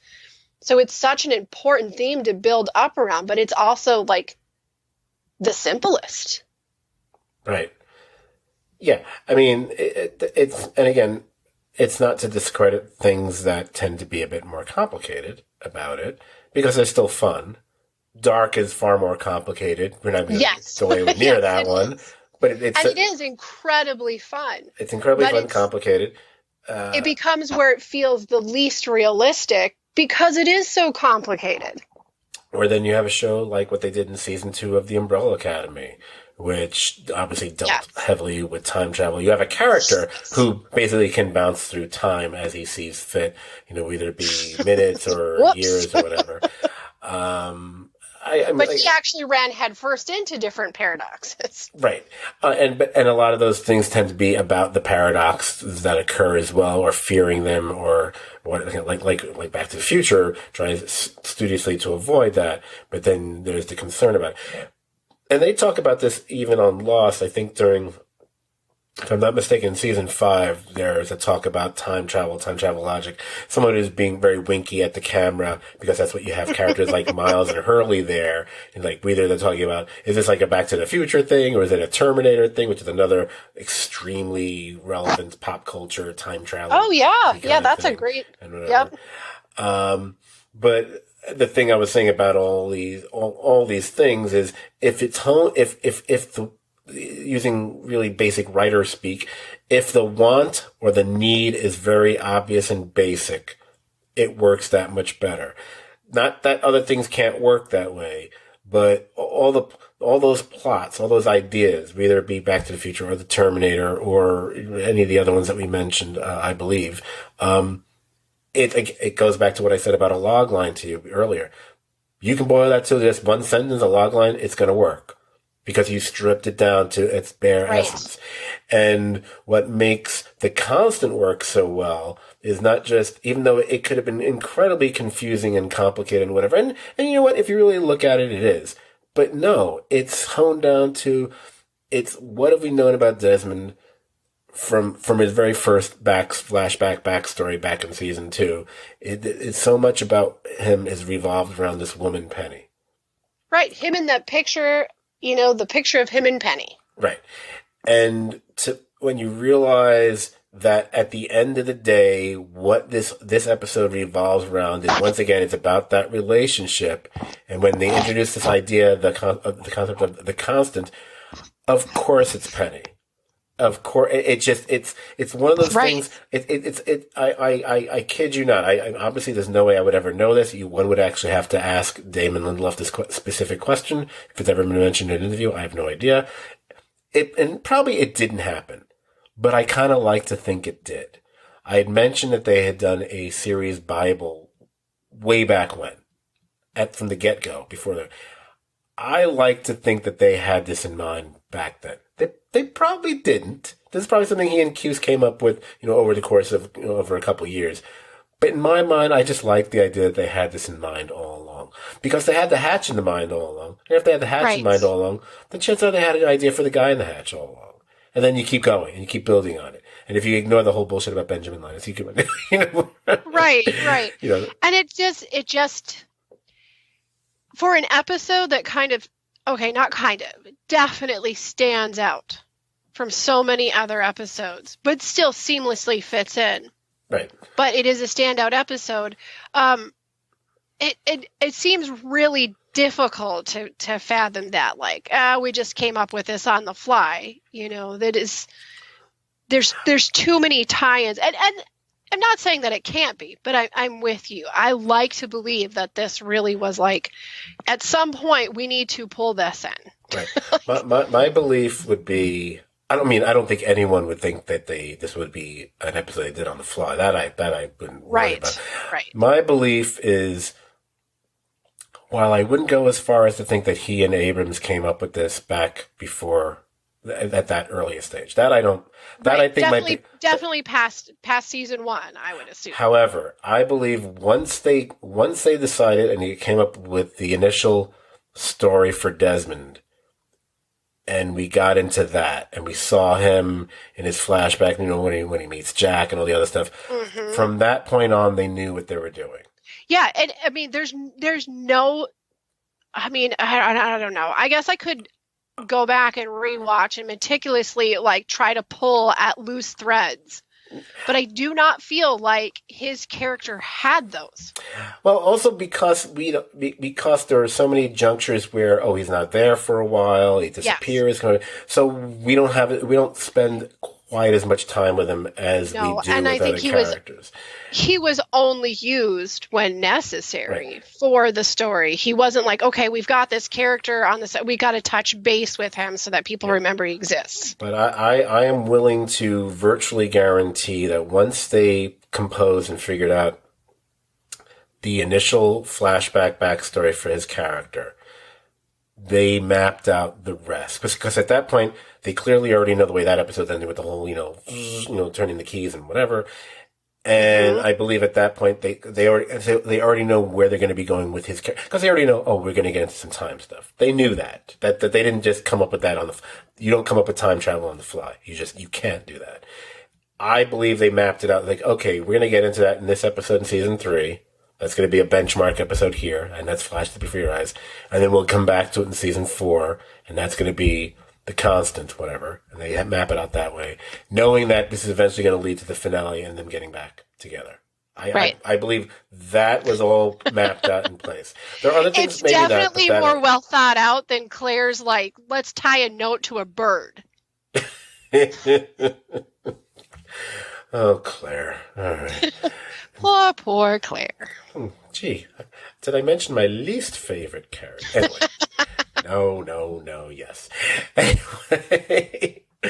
Other than that, I by the way, just to echo what you had said before, and I don't mean Mr. Echo, although I did try to bid on one of his Jesus sticks, and I couldn't. That would have been awesome. You would have had to sold it, so I'm glad you didn't get it, because then you wouldn't have it, and then that would make me sad. I had a whole plan for it, because I had seen cases where people have signed, baseball bats. I was I'll get that, but I'll get it for the Jesus stick, and I'll have it on the wall. It'll be perfect. Oh, that would be so cool. I bid on it, and then it just kind of kept going and going, and at a certain point, it's all right, I can't bid on it anymore.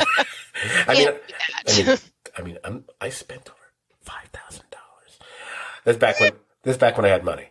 But I mean, man, they were I feel like if someone could spend $5,000 on a guitar, you could spend $5,000 on a Jesus stick. I'm just saying. I had a bottle. I had a bottle of Dharma whiskey. I had the 2 glasses that unlock, and Sawyer drank the whiskey out of in that same episode. Nice. I had the box, the whole ornate box that Dogen has in season 6. It has the dagger. Yep. And I had a replica of the dagger and the scabbard, which was not from the auction, but from a manufacturer who said, or at least claimed, that they had made the props for that scene.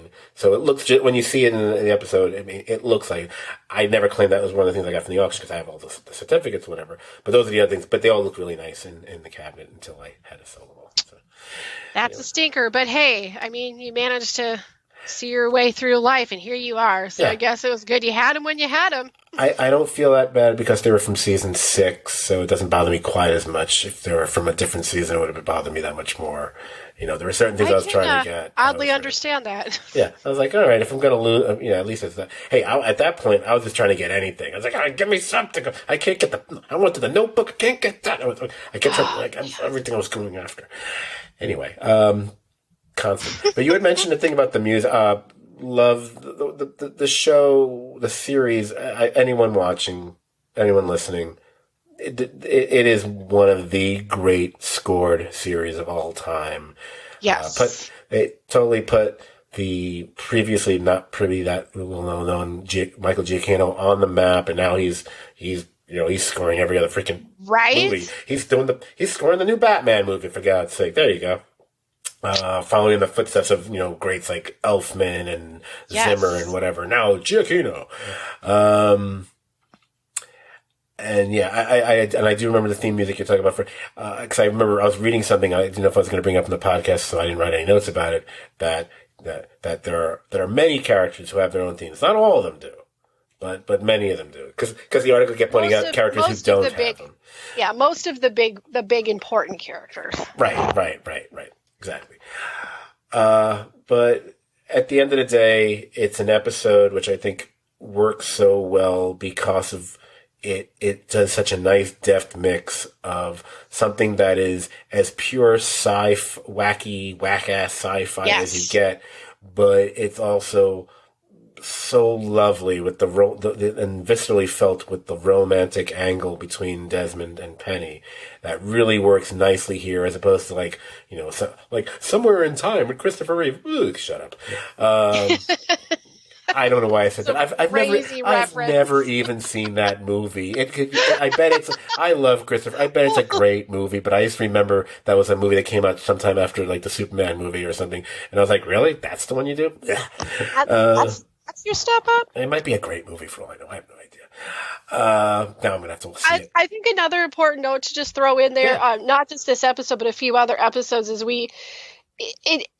Henry Ian Cusack and Jeremy Davis, who plays Faraday, it's not like the match made in heaven that you wouldn't see those two and be like, they're going to be a perfect match to play, together, like be in a scene together, and like worked so well.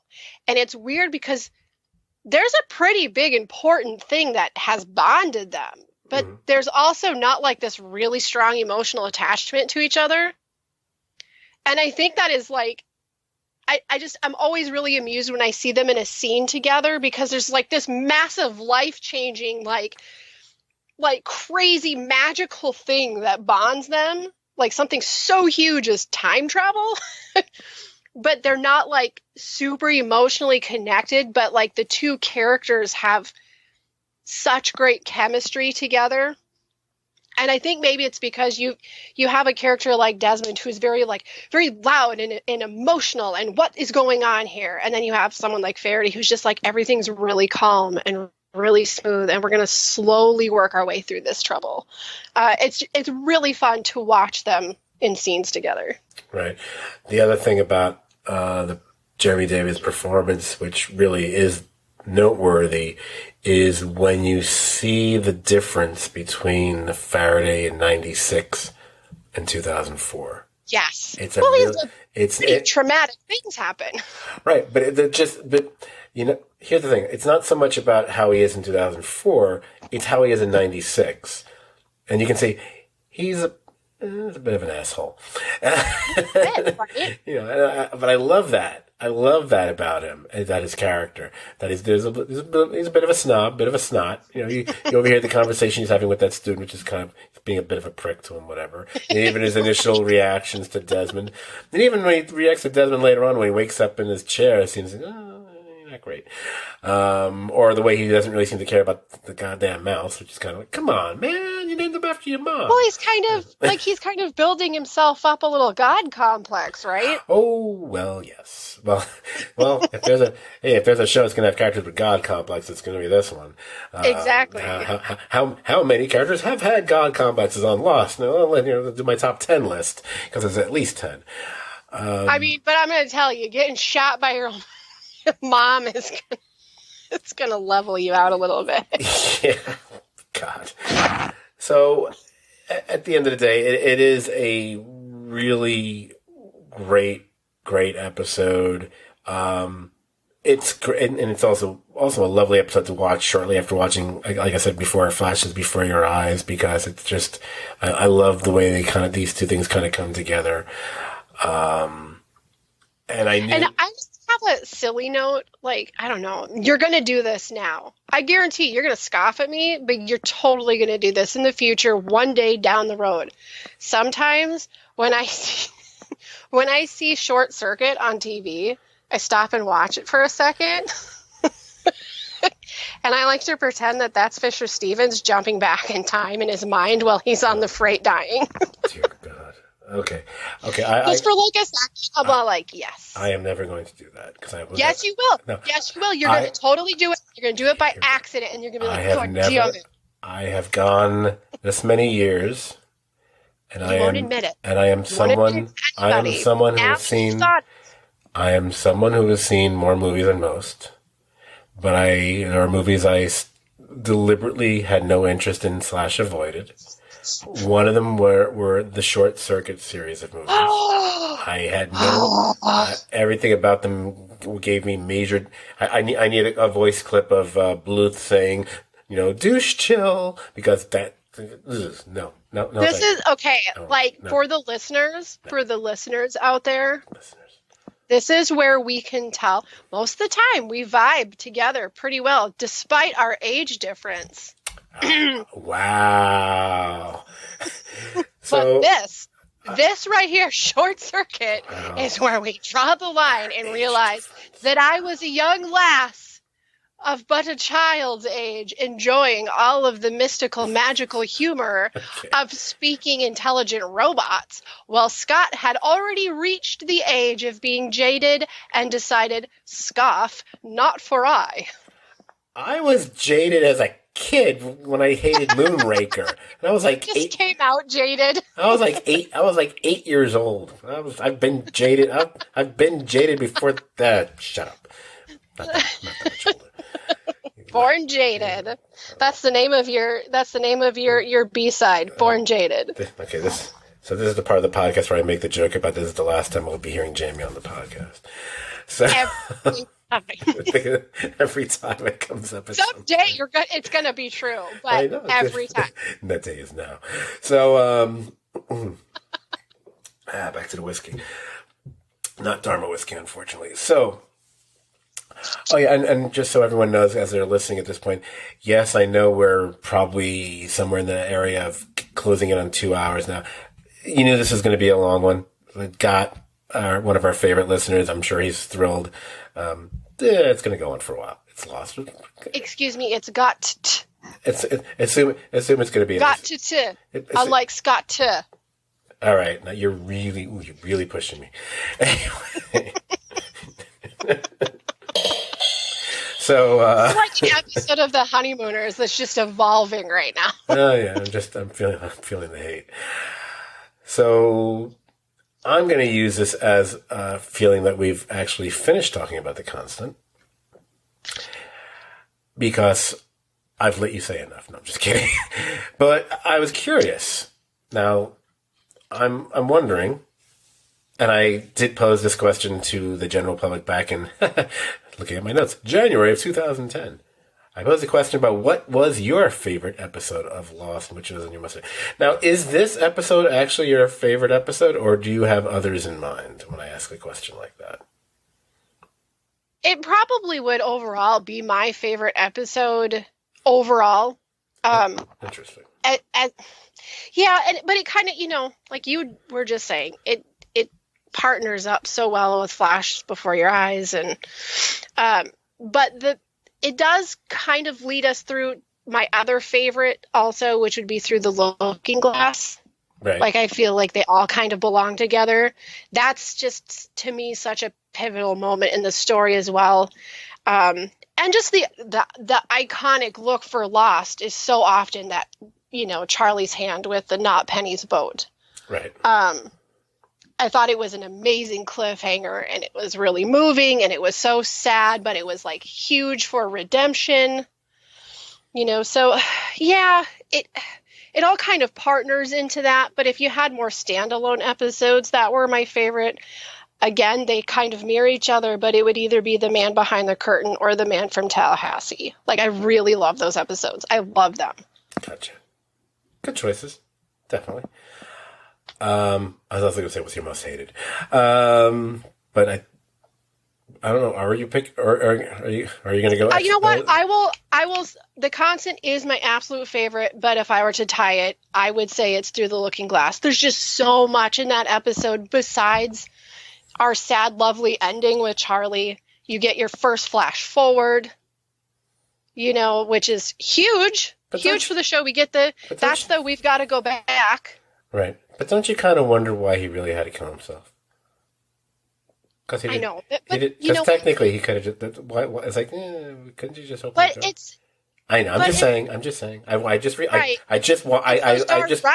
man. It's the pirate Russians. I just rewatched it 3 days ago, and I love the episode. Times where I'm like, and I'm watching going. There's a few opportunities you could have bolted, maybe. There's a certain one like, no, you didn't need to do that already because he's already dead. You could have opened. You didn't need to. All right, whatever. Right. I know. I'm with you. I absolutely. It's fine. I get it. It gets me every time I watch it. I'm like, like it's so close, close. For me, but I mean, we've got Naomi getting knifed down by Locke. Like, that's really pretty important because we've always kind of skirted on the edge of like Locke is like a good guy. He's a good, you know what I mean? Like he's not like he's a villain or anything. He hasn't done anything really bad. And then all of a sudden he just kills someone and we're like, what the hell? So that's kind of a huge moment. That episode has tons of those. Although technically they did come there as Widmore's people, so they weren't really there for the best reason. No, we do realize we're not like fans of that. At the end, they all realized Locke was right all along. So there you go. I mean, you got to come full circle. So for me, back in the day, or 12 years ago or 11 years ago, I said Walkabout was my favorite. I mentioned a few others like Flashes Before Your Eyes, the season 2 and the season 3 finales. Both of them. The Brig. Ooh, yeah, yep. The Two for the Road was always one of my favorites. And that's what I had said back. That's what I said back in 2010. But I just did, like I said, a little mini binge rewatch of like 24 or 25 episodes. I don't know if I would necessarily pick Walkabout now. And I know I already talked about it, so I don't need to talk about it as much again. Ooh, that's a weird noise my mouth made. I still find myself coming back to that season 2 finale. But it's tough. A top 10, which I did not do, so don't worry. It would definitely have, I think, both of the Desmond Timey-Wimey episodes, the finales for 2 and 3, the pilot, Walkabout. But if I'm, for emotional punch, I probably would go with The Constant, But for major, absolutely. But for major character twist, that's actually really important, and not some like little cutesy bullshit kind of a thing.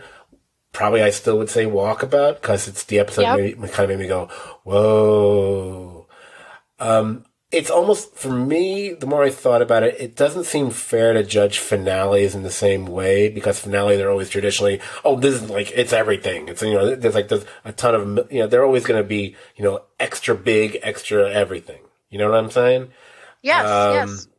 Was everything you said about the season 3 finale? Absolutely. There's so much going on there that's amazing, and we're not even getting into the whole major flash forward. We have to go back aspect of it. It's all the stuff going on the island. It's just, wah! And the whole, really figured out how to play good vibrations on a phone. Anyway.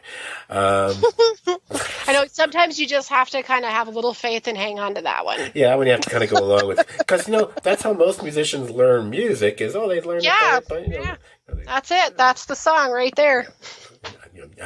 A musician, programmed it. Shut up. But also, and also dig the season 4 and 5 finales as well in the pot. But yeah, I'm probably. I think it's kind of like, for me, it's a little bit of Walkabout, it's a little bit of The Constant, but God, I just love the season 2 finale so much. Right. And it's funny that I didn't write down I didn't write down the title of the season 2 finale, and I should know what the title is. I'm kind of drawing a blank on the title. What's the title of the season 2 finale? It's the only episode I've forgotten. Because I know, obviously through a looking glass for his season 3 finale. I don't want to look it up right now because I don't want to make the clickety-click sound. Don't make the click sound. How can I... Live Together, Die Alone? Is that which one it is? I'm going to look right now. I do have Lost. Yes, that is second season. I'm looking right now. And then, that's the one. And any listener worth their salt should be saying right now, dude, you can't say an episode is your favorite episode if you don't remember the title to the episode. And yeah, you're right. Damn you for thinking that, Scott clones in the audience. I'm just gonna cheat and say a tie. I'm gonna do what I said. I'm gonna make it like Walkabout / The Constant, whatever. But I do really love it. Well, but I have a list too. I mean, it's a hard thing, right? Because you got 6 seasons, you have so many things going on, you have so many different characters, you have all these different arcs that are happening. You got flash forwards and flashbacks, and then eventually flash sideways, and it's it's easy to say I have top 5. I have 5 top favorites without a doubt. These are it, but it gets harder to start nailing them down. And by the way, I believe we just hit the 2-hour mark. Okay, go. Woo! Go. No, that wasn't a bad thing. Just go. That's how we do it. I mean, okay, I'm going to throw down my notable favorites. You're going to laugh at me, but hang in there. Pilot and Walkabout, obviously. The glass. Exodus, part 1, 2, 3. Glass Ballerina. No, just kidding. Man of Science, Man of Faith. Yep. Orientation. 23rd Psalm. Through the Looking Glass. The Constant. Meet Kevin Johnson, because that was whoa. Wait. Let's see. Really? Cabin Fever. Really? Meet Kevin Johnson? The I revelation? liked that one. I was like, well, we're down. Yeah, but we all knew it was him. All right, go on. I know, but I like being confirmed. I like knowing I was right. Yeah, confirmed dead, more like it. Anyway. Cabin Fever, The Life and Death of Jeremy Bentham, The Variable, The Incident, LAX, The Substitute. Oh my God. Across the Sea, What They Died For. And then The End is actually still in top ranking of fan favorites, believe it or not. Okay, I'm not sure what ranking you're looking at, but it's nothing I ever saw. Number 1. Number 2, I'm sorry, you put Across the Sea in, but you didn't put Abba Tierno in? Oh, no, that's on there. Oh, I didn't hear it. Did not hear it. I'm sorry. It's between The Substitute and Across the Sea. My apologies. Okay. Across the Sea. Sorry. Across the Sea. So sorry. But what they died for is better than that. The man behind the curtain and the man from Tallahassee would follow up right behind all of our Desmond lines as being my solids.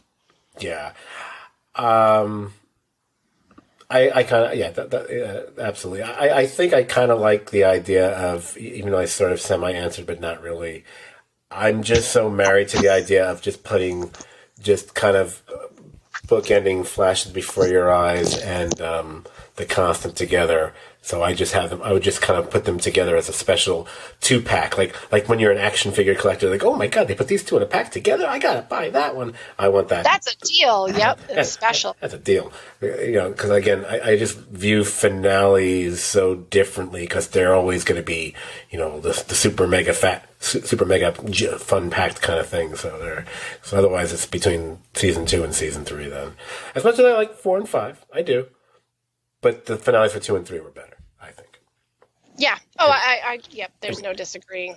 I'm with you 100%. 3, everything you mentioned, and 2, everything I mentioned earlier. Come on, Hurley Bird, come on.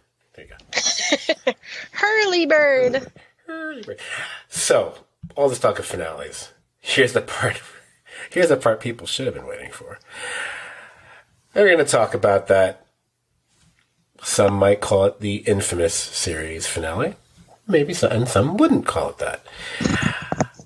And and when you're talking about that finale, you're going to talk. You can't talk about the finale without talking about at least a little bit about the final season itself. Right.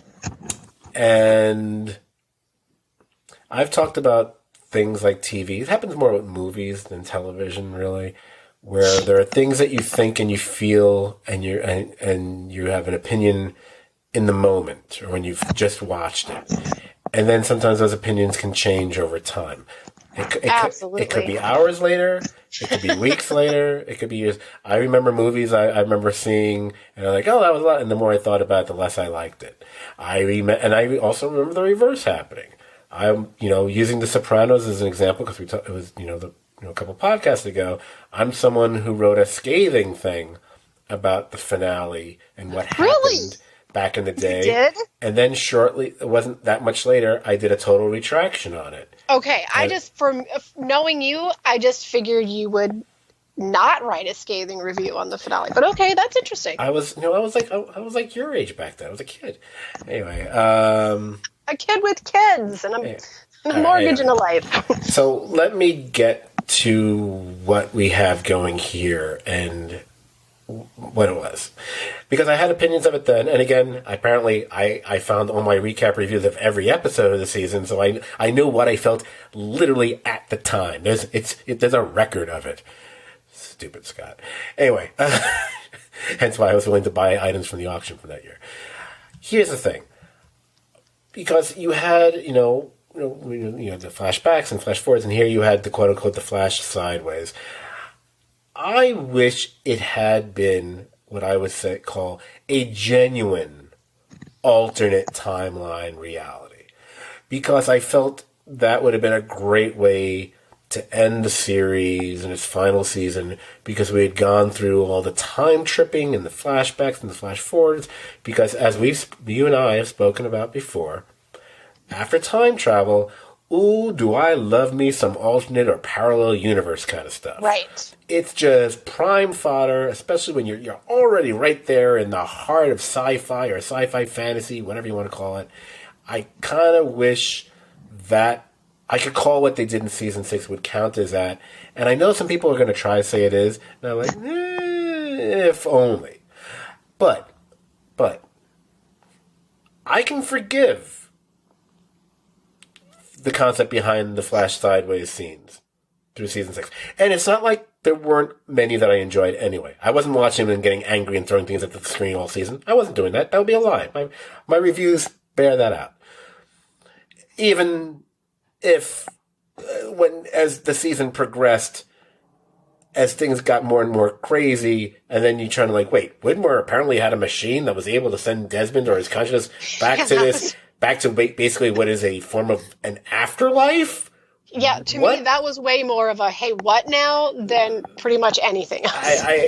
Because it doesn't make sense in the world that they've even constructed here on Lost. But you know what? I can let that go too. Yep. And I can let all the interminable stuff that went on, it felt like forever at the temple. I can let that, it's like, the temple that no one ever came across the whole time they were there. Fine. Okay, sure. Even though it looks like it's the size of freaking China. It's fine. Okay, no, whatever. At least hatches you believe, because, maybe no one's in. Who's missing a temple? But you know what? I'm okay with it, because you know what? It's not like they weren't able to do that much exploring, because they were worried about getting an arrow in the head or whatever all the time. We're talking about the finale. back to the finale. We can go back and over. What everyone, I think, the people who adore or speak glowingly of the finale, or at least positively about the finale, and what it's got going for it. It has multiple emotional moments throughout the episode. You know, you've got all the remembering reunions in the Sideways universe, and good Lord, and the stuff between Hurley and Jack, and then later Hurley and Ben. Honestly, some of my favorite scenes from the entire series are those two scenes. Yes. So, there's a lot the finale has going for it.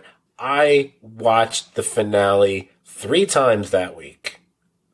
3 times. And that wasn't no hour, people. It's a long finale.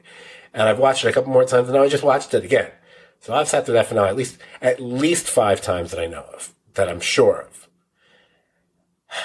Those final 10 minutes at the church, before they all get together, and I'm not talking about what's going on the island with Jack. I'm not talking about that. That's fine. I like that stuff too. I'm talking about the church. I'm talking about the Flash Sideways stuff. It still bothers me more than 10 years later. And it bothers me because it ends up being this kind of this, how do I put it? Like a metaphysical gooey thing that gets explained away in some really vague, broad strokes that go along the lines of, where are we? Oh, it's a place that you all made together so you could all find one another. And then you get the thing of who's inside the church. The who's there and who's not there alone still makes me want to scream. All right? Right. So what I'm saying right now is what I thought and what I jotted down when I just rewatched it. And it's going to get funny in a minute, trust me. And I don't even mean these notes here, because I don't think this is particularly funny. It's just one of my reactions. First off, what? Is Aaron heading into the light as a baby? How does that make any sense? Okay. And what? Jin and Sun, they're okay going into the light without, whatever Yi John or Yi Young, whatever kid's name is. Don't even get me started. And they realize their storyline. It's a construct, or is that what applies to what's going on in her current womb and this whatever? And there's no moment of sadness for the child they never even got to bring up together. They just seem to, and don't even get me started on the whole imaginary son between Jack and Juliet, and by the way, those two who, after her and Sawyer, had a pretty significant relationship too, they don't get any, hey, I know you moments at the church, whatever. And, but one of the ones that really gets me. Why would Saeed's heavenly soulmate be Shannon and not Nadia? Yeah, that drives me crazy. We were told over and over she was the love of his life. My God, there's a note she wrote for him in another episode.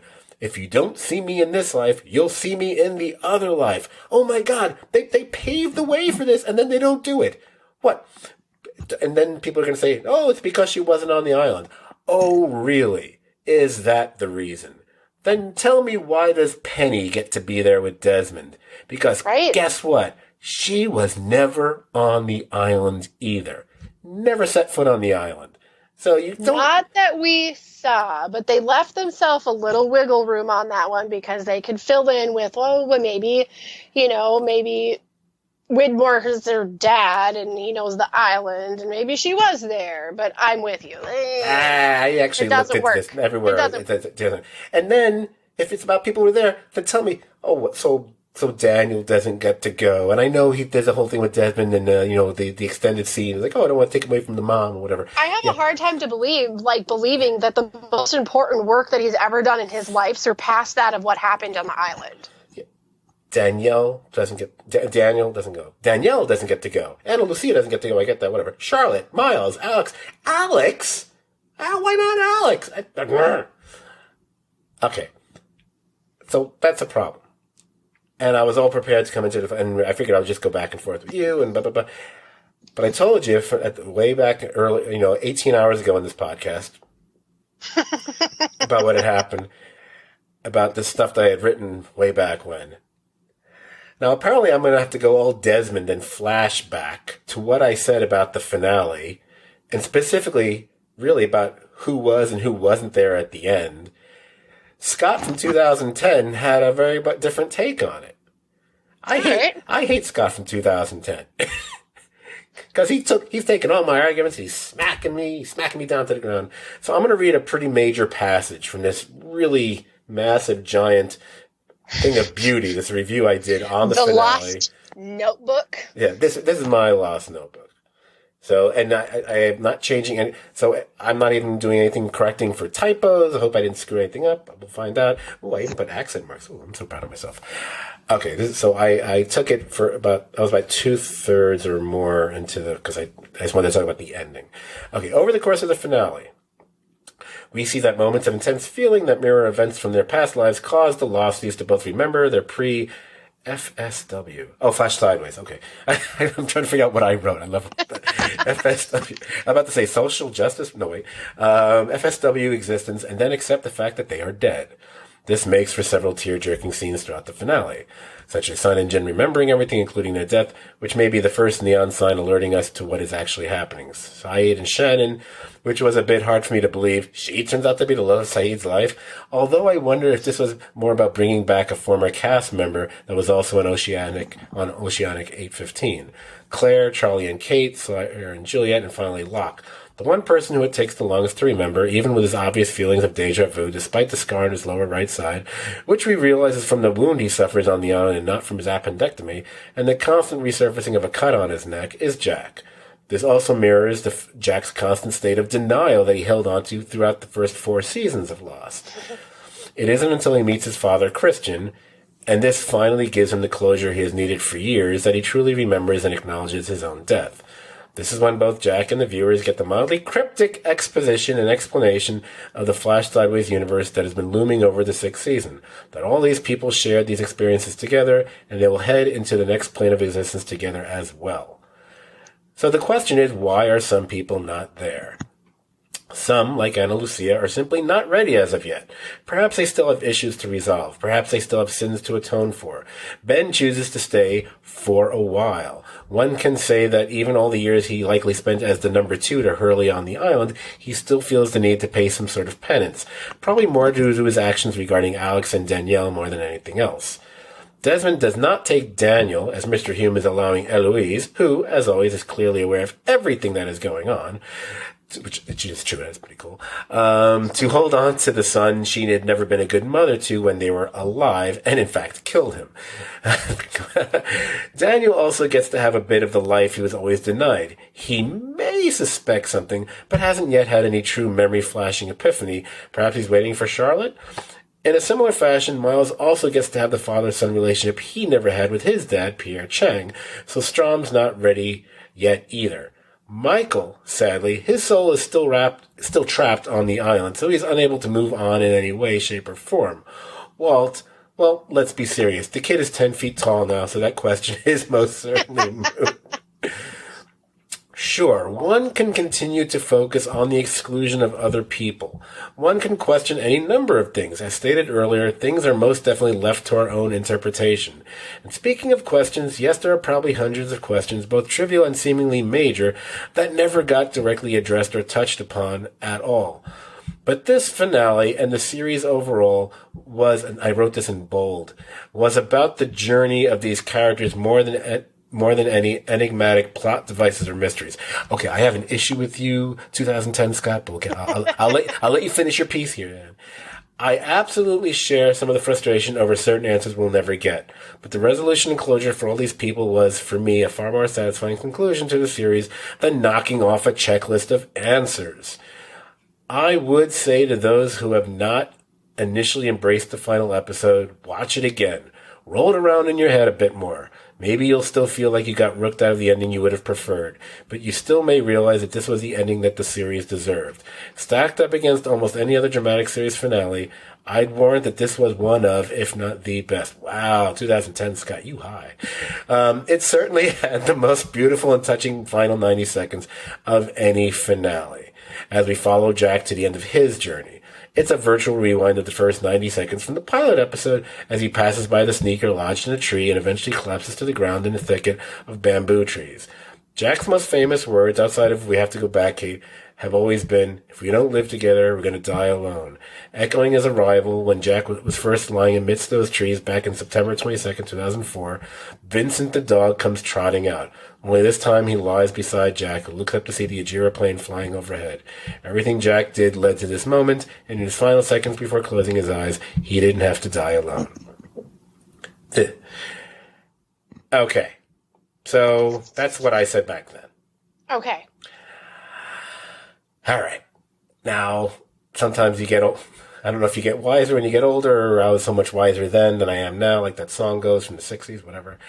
I'm not saying all mysteries have to be explained. There are some I don't want explained.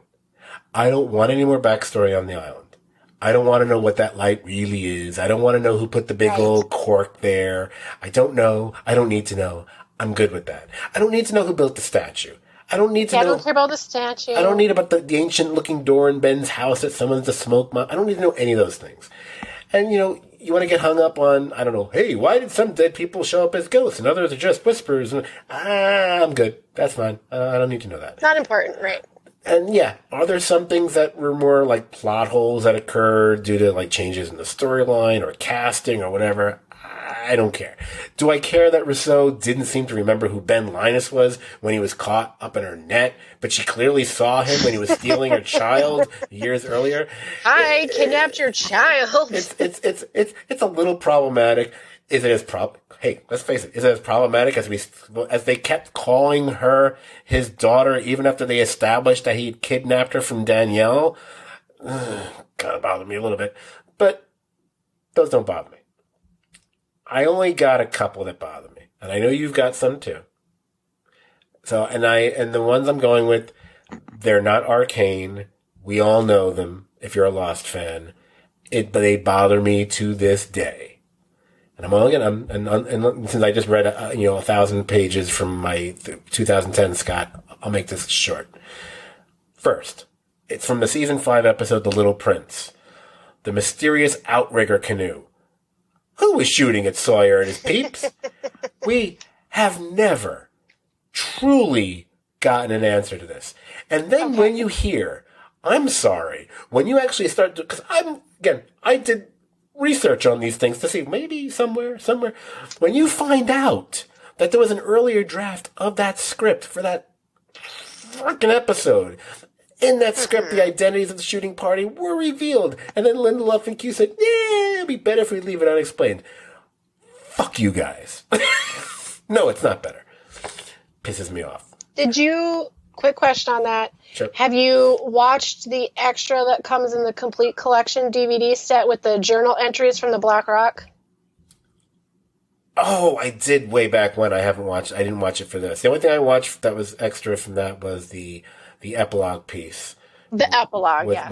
In those entries, there's like a little thing written that details a party of sailors leaving the main ship to get a closer look at the island. That whole thing with their musket fire at another vessel that disappeared in a flash. So that's the only thing we have to go off of. Those were not muskets. Everyone has to stoop over to that and go, oh, okay, that's what it is. But we all fucking know that that's just bullshit. Like, there's a real thing, but no one's going to see that script. Were they shot at just, like, once or twice? I feel like there were more bullets happening than that. Muskets take forever to shoot.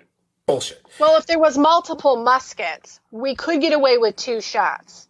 But, I think it was 1 or 2 shots. Again. Bullshit. Also, let's just talk about muskets on, like, a little tiny, like, outrig, like, boat. They're pretty good shot. I'm just saying. In the rocking waves of a storm. That's what I mean. Like, that's some sharp shooting with your musket. But you know what? I'll let it. I can try to let it go because maybe all right, fine. It's a lame ass, ridiculous, whatever bullshit kind of explanation. But I'll go along with it because at least they're like, all right, we'll just do this. We'll hide this here and whatever. My other one. This I don't know. This one just really bothers me. It's from the season 4 opener, the beginning of the end. Whose eye is that we see when Hurley is peeking inside the cabin? Now, trust me, I've gone on the Reddit, on all those other sites, and I see tons of speculation. And then they try to do close-ups of like every single character on the show of their eye and their face, and they put it up against it. And they try to match it up, and none of them quite match up. And I'm just like, they never, ever really give us who that is. They never do. There's theories. Theories are lovely, but theories don't tell me who it is. And it really bothers me, because it's gotta be somebody. It happened, and we'll never get an explanation for it. No. I made my own peace with that one when I decided that eye belonged to Kelvin Idman. It's like, it's his. That's it. The end. Moving on. Because it really did irritate me for a long time. It's why I had to, like, give that eye, like, ownership and just move on. I am going to officially, as of this podcast, I'm going to declare that eye belongs to number 6 from The Prisoner. So that is Patrick McGowan. And you can't disprove it because he hadn't died yet. Wait, maybe he had died. No, I'm pretty sure he was still alive. Wait, was he? I don't know. That's the way, because, whatever. If there was no prisoner, there'd be no lost. So there you go. Yeah, right. Anyway, do you have any that come to your mind that you feel you kind of got gypped on? Well, it's hard because some of the mysteries that really bother me the most, I know, like, the excuse for those characters, like, stories being cut short was because the actors were no longer wanting to be involved with the show, or something happened to that actor. Okay. So that causes some issues. So like we mentioned before, like the whole Libby thing, does it keep me up at night? God, no. But every time I do see the episode where we see her in her little, like, hoodie, in the same hospital as Hurley, like, smirking away in the background, I'm like, it always bothers me that I don't get to know where that was heading. Just because, like, it could have been interesting if she actually turned out to be more of a villain or something. Libby was literally my number 3. Was it? Okay. And I decided just to do the 2. Number 3, it just said Libby, because we got too many things at too many points in time that don't add up. But it makes you go, okay, but I want to see the connecting thread through all this to figure out what the hell is going on here, and we never got it. And I think it's important, too, because that mental hospital was actually shown about as many times as you could possibly show something between Hurley and then scenes with Hurley and Charlie, like Ghost Charlie, and Walt, in the epilogue, and then Libby, and then, like, Hurley's backstory where, he has his buddy, like, join him on the island. There's just so many times we're in that hospital. Yeah, I mean... But she got to be in the church, so anyway. Yeah, she showed up there somehow, right? I noticed that. It's like, oh, now she shows up. She gets to be here. And then also, like, Mr. Echo, like, why did them, again, I understand he wanted out of the show or what have you, but, like, story-wise, why would the smoke monster Man in Black kill Echo and not the others? I couldn't tell you. That always bothered me. What a dumb death. The more it's one of those things. The more you find out about the smoke monster, especially when you get to the final season or the final 2 seasons, whatever, the less that, to me, that makes sense. It's just like, no, it doesn't. I don't get it. It doesn't make sense to me why he would kill him. But there is a really, like, that. I will say that the scene with him up against the smoke monster was really cool. So, I mean, at least there was that it was cool looking and kind of neat.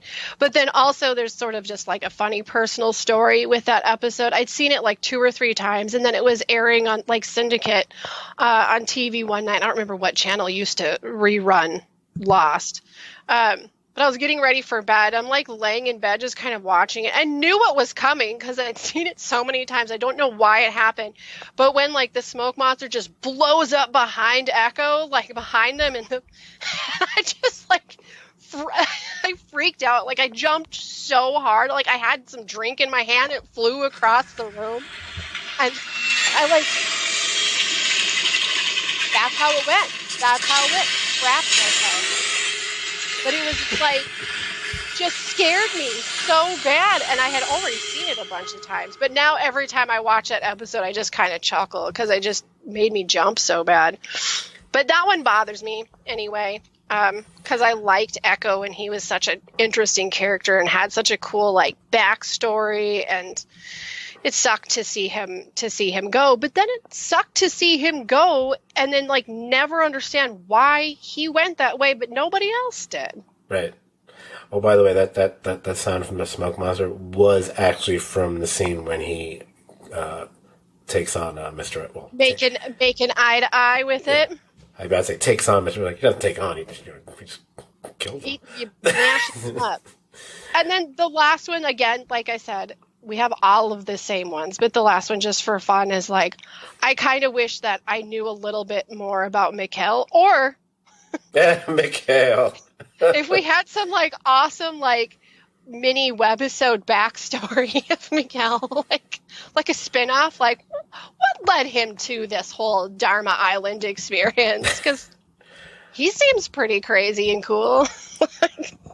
He just keeps coming back to life. I don't know. Yeah, I'm not sure how many questions I have about Mikhail, but I appreciate it. It's not like a keep you up at night mystery, but I'm always like, I'd kind of like to know. After all these years, I know I have to let a lot of this go due to actor write-offs or just poor management of storyline, but then, like, you got these little things here, like, what's this dude's story? That's excellent. That's truly excellent. Okay. As we are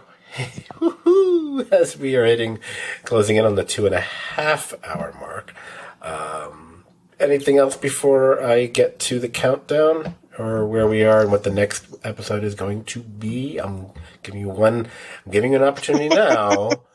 All the opportunity is say it now or forever hold your peace. No, we pretty much covered everything I have to cover. Hey, and if you come up with something towards the end, feel free. It happens. I'm sorry. I do have something. We were talking about the finale. One, didn't hate it, didn't love it. There's just like a lot of the things you pointed out. This version of Scott, not like 2010 Scott. A lot of the stuff you pointed out is kind of the same little nags that I've always had about it. But then there is something that made the finale okay for me. And what it was none of the shit going on inside of the church, because that was gobbledygook. Let's get as much as the cast together as we possibly can and make some excuse to have an emotional ending that didn't really fit the strength of the series. Well, I also found that a little, and even though the stained glass had all the different denominations, blah, blah, blah, there was something a little bit stomach churning for someone like me. Like, really, the character whose name is Christian Shepherd brings everybody together in a church. It seemed a little I found that a little annoying. Yeah, it seemed a little pandering to some extent. The thing that I did love about the finale, though, like the thing I loved the most about the entire thing, was what was happening outside of the church.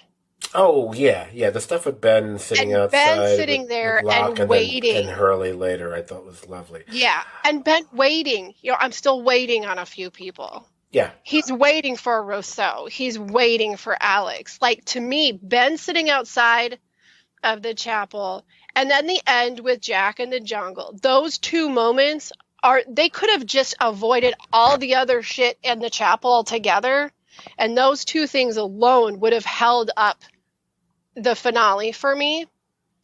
But on all of that aside, I'm just going to give you the level of to what my snarkiness can go.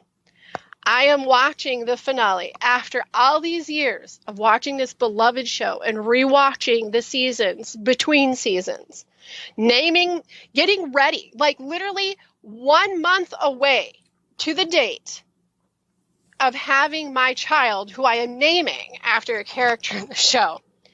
And we come into the part of the finale where Jack enters the jungle, looks at the shoes, and my local fucking news network cuts in and starts the news. Wow. Yeah. I said bad words. I did not have this. Like, you know what I mean? Like 2010, you couldn't just pop onto online and view it right away. Right. So I am like cussing. I'm so mad. I go marching into the bedroom, and I have a box full of thank you cards that I had from my baby shower that I had like the month earlier. I pulled out a thank you card, and then I wrote this long, snarky, sarcastic letter of thanks to the news directors of our local news for not having the capability of waiting 5 more fucking seconds to finish out the biggest television series finale in world fucking history. And I sent that shit the same day. Nice. So somewhere that news director has got a thank you card of pure asshole rage like coming at him. Wow. So when I see the finale of Lost, I try really hard to not focus on how mad I was when I first saw it, because that rage like outweighed like the rage of like, but what about this and what about this and what about this? But really, it's been outside of the church and Jack finding peace in, you know, with who he is on the island, who he's meant to be, and who he really is. Right. Like I said, at this point, I'm kind of... Oh, my battery is low on my phone. That's a bad sign. Because it's holding up this entire podcast right now. I'm probably... I feel like I was very effusive about the finale back in 2010, right? Obviously, Yep. You know, you heard part of what I wrote back then, where I was basically, you know, smacking down all the naysayers at the time. I also discovered I kind of want to reach down to reach the charger if I can. Give me 1 second, sorry. You do what you got to do. Well, if the phone goes dead and I'm using it as a hotspot, Then we're done. We're in a little bit Then of we're trouble done. here. That's all that's left. Because it's already drafting 20 to 18%, though. Let me put that there. Got to push the button, man. Heard the little... I should put the button sound effect. I know what it's like to not. Oh, no, shut up. Everybody Anyway. has to have an advertisement. Yeah, anyway, I'm Yes. losing track of my own fucking thought here. Your finale. Which is not good. So I'm probably somewhere in between. I also uncovered, it wasn't in my Facebook notes, but I did actually have my own blog page at one point in time that I used for a couple of years. And there's actually some really good stuff there. There's some stupid stuff there too. My top 25 Breaking Bad episodes is so good. It's got gifs. It's got this. I got a quote from every episode and every. Oh, It's got all the goods. But one of the very first things I wrote, like it's like my second or third thing, I wrote a piece back then about series finales. I had one about comedy series finales. And again, unlike, say, me on this podcast, these tended to be fairly tight, concise things. I wrote a little bit just about the general thing behind either be a dramatic finale or a comedy finale, and then I gave a top 3 and then an honorable mention. That's it. No top 20 like Scott, or top 30 like Scott crazily does. Not even a top 10. Top 3, honorable mention. I have the Lost finale as number 2. There you go. I had S.H.I.E.L.D., Lost, and The Wire, and I actually say, well, you could switch around The Wire and Lost here. You know, they're kind of interchangeable. Right. So I was... Now, you asked me that question now. No way. No. Because there's also been like several finales from then to now which have kind of far surpassed it in my mind. There's also been a few finales of huge hits that have been like really great at reminding you how not bad a finale can be. There from is Lost. that There's too. been some horrendous Oh, yes. finales. I know. I know. I read an interview with Josh Radnor the other day where he was trying to like defend the finale of How I Met Your Mother and why people felt that way. And I read the article and I was like going, no, that's not why. That's not why. You're kind of missing the big picture here. And Agreed. it's like, how do you be on a sitcom for so many years and not realize? Yeah, introduce us to a character at the end, and she finally is, and then you kill her with cancer in the same episode. Who does that on a sitcom? Anyway, I Just wrong. Okay, and this is why this will end up being 3 hours, and God's going to be so happy that we have one of our top 5 longest podcasts of all time. But I don't care, because I was expecting it. I wasn't expecting it to be that long, but whatever. Yeah. So I'm going to, stop the countdown, the button, whatever you want to call it, because I'm running out of words to use at 2 a.m. here in New York City, and say I'm gonna turn off the switch on Lost, the constant. We've talked enough about it, unless we decide to bring up something at the very end, which can happen. It happened in the last podcast with the leftovers. That's how it can happen. It might be the Lindelof exception, just like I probably did it for the Watchmen also. So, looking back, now it's been going on for a good 6 months. 6 months we've been doing this. I've been doing this, man. And I've actually appreciated some of the compliments. I haven't gotten many, a few. But the people who have chosen either privately or even on the podcast itself to compliment or give their admiration for it, I appreciate it. It is more work than I had realized. Looking back, I probably wouldn't have done it, but now I did it. So I'm going to give you the top, and I did this last week. I don't know if you're aware of this, or last time we did the podcast. You will remember, because when we did number 19, Dexter, with you. You bet. I think as an added bonus in that one, I revealed what the 5 were that just missed the countdown in order.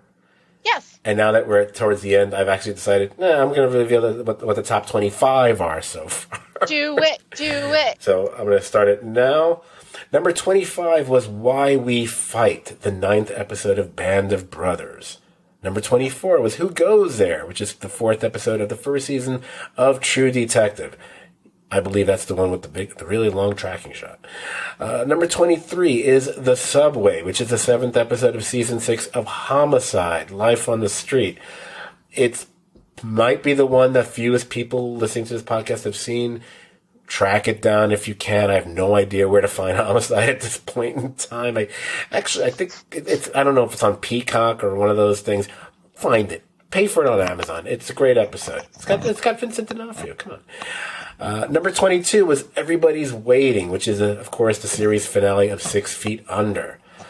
Number 21 is Days Gone By, the very first episode of The Walking Dead. By the way, I'm interrupting the countdown for this little recap. We mentioned this when we were talking before the podcast. I'm going to mention it now. Why are every single show on TV, almost every single show. I realize there are exceptions. They're usually streamers, whatever. But most every show has a title for their episodes. Why do most shows not list the title on the screen when the episode starts? I mean, and Dexter does. That would be an example of a show that actually does have the title. Right. Why don't they all not do that? There's no reason for it. They know what it is. It's in the description when you look on the DVR, when you're gonna whatever. I mean, other than the silliness that like Disney Plus is doing now, where they don't reveal the title of the episode until the episode, an hour after the episode starts streaming. I don't care. That's a weird thing. Who cares? But, whether it's all these things I just mentioned, when I'm watching, they didn't have the title there. They should be. The script has a title. It should be. Until Lost, I really never even paid attention to the title, except for maybe when I was a kid and looking, at the TV guide. Right, but if you're a fan of a certain series, a lot of them have well-known, iconic titles. And I don't care if it's The Constant for Lost, or Clyde Bruckman's Final Repose for The X-Files, or Hitting the Fan for The Good Wife. I'm just picking up random ones I remember off the top of my head. And none of those titles appear at the beginning of the episode. It kind of annoys me. Speaking as a writer, you don't look for 'em. And speaking as a TV viewer, the titles should be on screen at the beginning. I feel that's more important than telling me everyone who's going to show up in the cast later, including spoiling any surprises of people who may show up later, that Lost used to screw up for everybody. Okay. Anyway, let me get back to the countdown. Where was I? Walking Dead.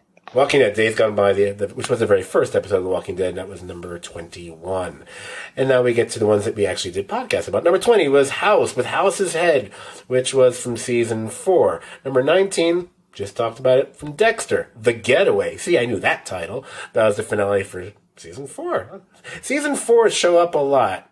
It's like there's a good arc there in season 4, it looks like. I've talked about this many times in the past. Season 4s tend to be the best seasons of many shows.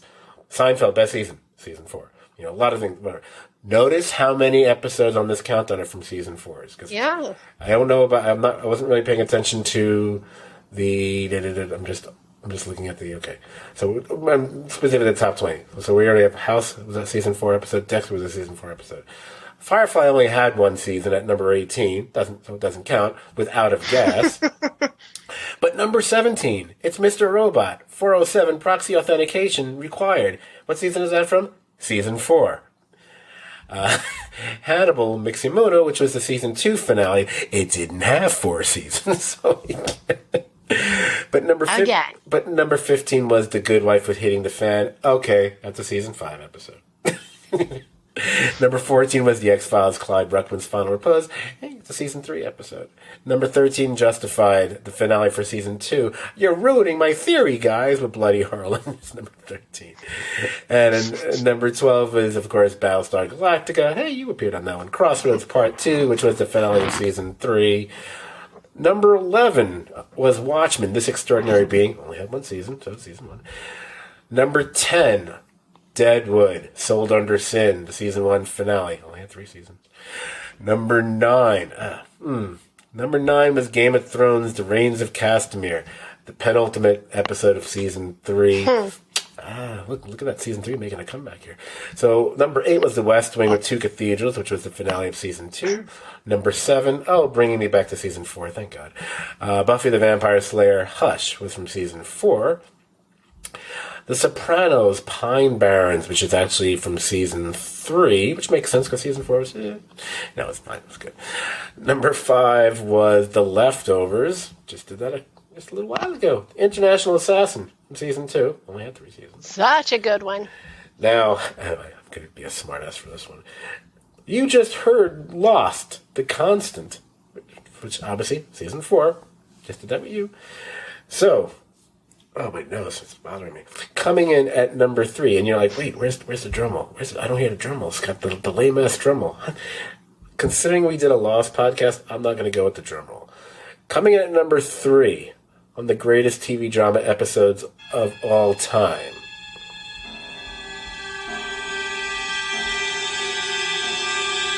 Have to end with this.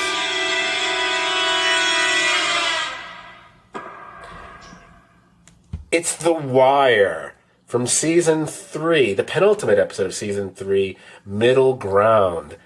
The Wire. We're finally talking about The Wire on the podcast. How awesome is that? Brian is going to be joining me. Is it because he's a lawyer? No. But it is a little bit. Maybe a little bit, because, if there's a show with a lawyer in it, Brian has to be on it. It's kind of like, it's kind of like a rule for the podcast. Better Call Saul, gotta have Better Call Brian.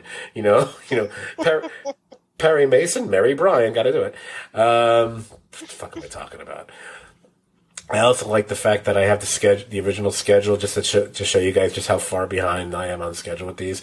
The Wire was originally supposed to be released on March 5th. So clearly I've not adhered to that schedule. We will try to get it out by or before the end of the month. I'm not nailing down the date for the release just yet. Mainly because sometime between now and then, a certain podcaster is getting his second vaccination shot, and it turns out it would have been the perfect day or two to record. Now I'm like, I don't know if I'll be up to recording, so we'll see. But I promise we will get it out there by or before April 30th, hopefully sooner than later. And that's it. That's it. We look forward to it. Exciting. Okay, oh my gosh. If you enjoyed this podcast, and I hope you did, even if it took you a week to listen to it, guess what? You'll also enjoy hanging out on our podcast page on Facebook. It's the Serious TV Drama Podcast. Like the page and join the conversation about shows. Hey, like Lost and so many others. You can find us on, iTunes / Apple Podcasts, whatever you want to call it. We're there. You can subscribe to our feed, and you can rate and review us as well. Better still, you can find our entire archive of 309 podcasts. It couldn't have been one of the numbers, right, man? And you can... Oh, by the way, if you think I did it deliberately that made it number 4, no, I didn't. No, I didn't. Anyway, you can find everything there on stvdpodcast.podbean.com. It's spelled like it sounds. And finally, you can follow us on Twitter. Our handle there is at STVD Podcast. That's STVD, of course, as serious TV drama. And, podcast, whatever. And that is it. So, Jamie, thank you for staying up so late with me. Oh, my God, we came so close to hitting 3 hours. Anyway, so... It's okay. It's like a running theme for us. But, hey, thanks for letting me come in and join in on this conversation. It seems like a lot of my life over the last, 12 years or something has been lost, just keeps popping in there somehow. So it was fun to get to chat about it again with another big fan and talk about one of the best episodes of television one could hope for. And I always enjoy these late night chats. So thanks for having me. It was more than a pleasure to have you as well. Thank you guys out there for listening. Again, hope you enjoyed it, and we will see you in another life, brother.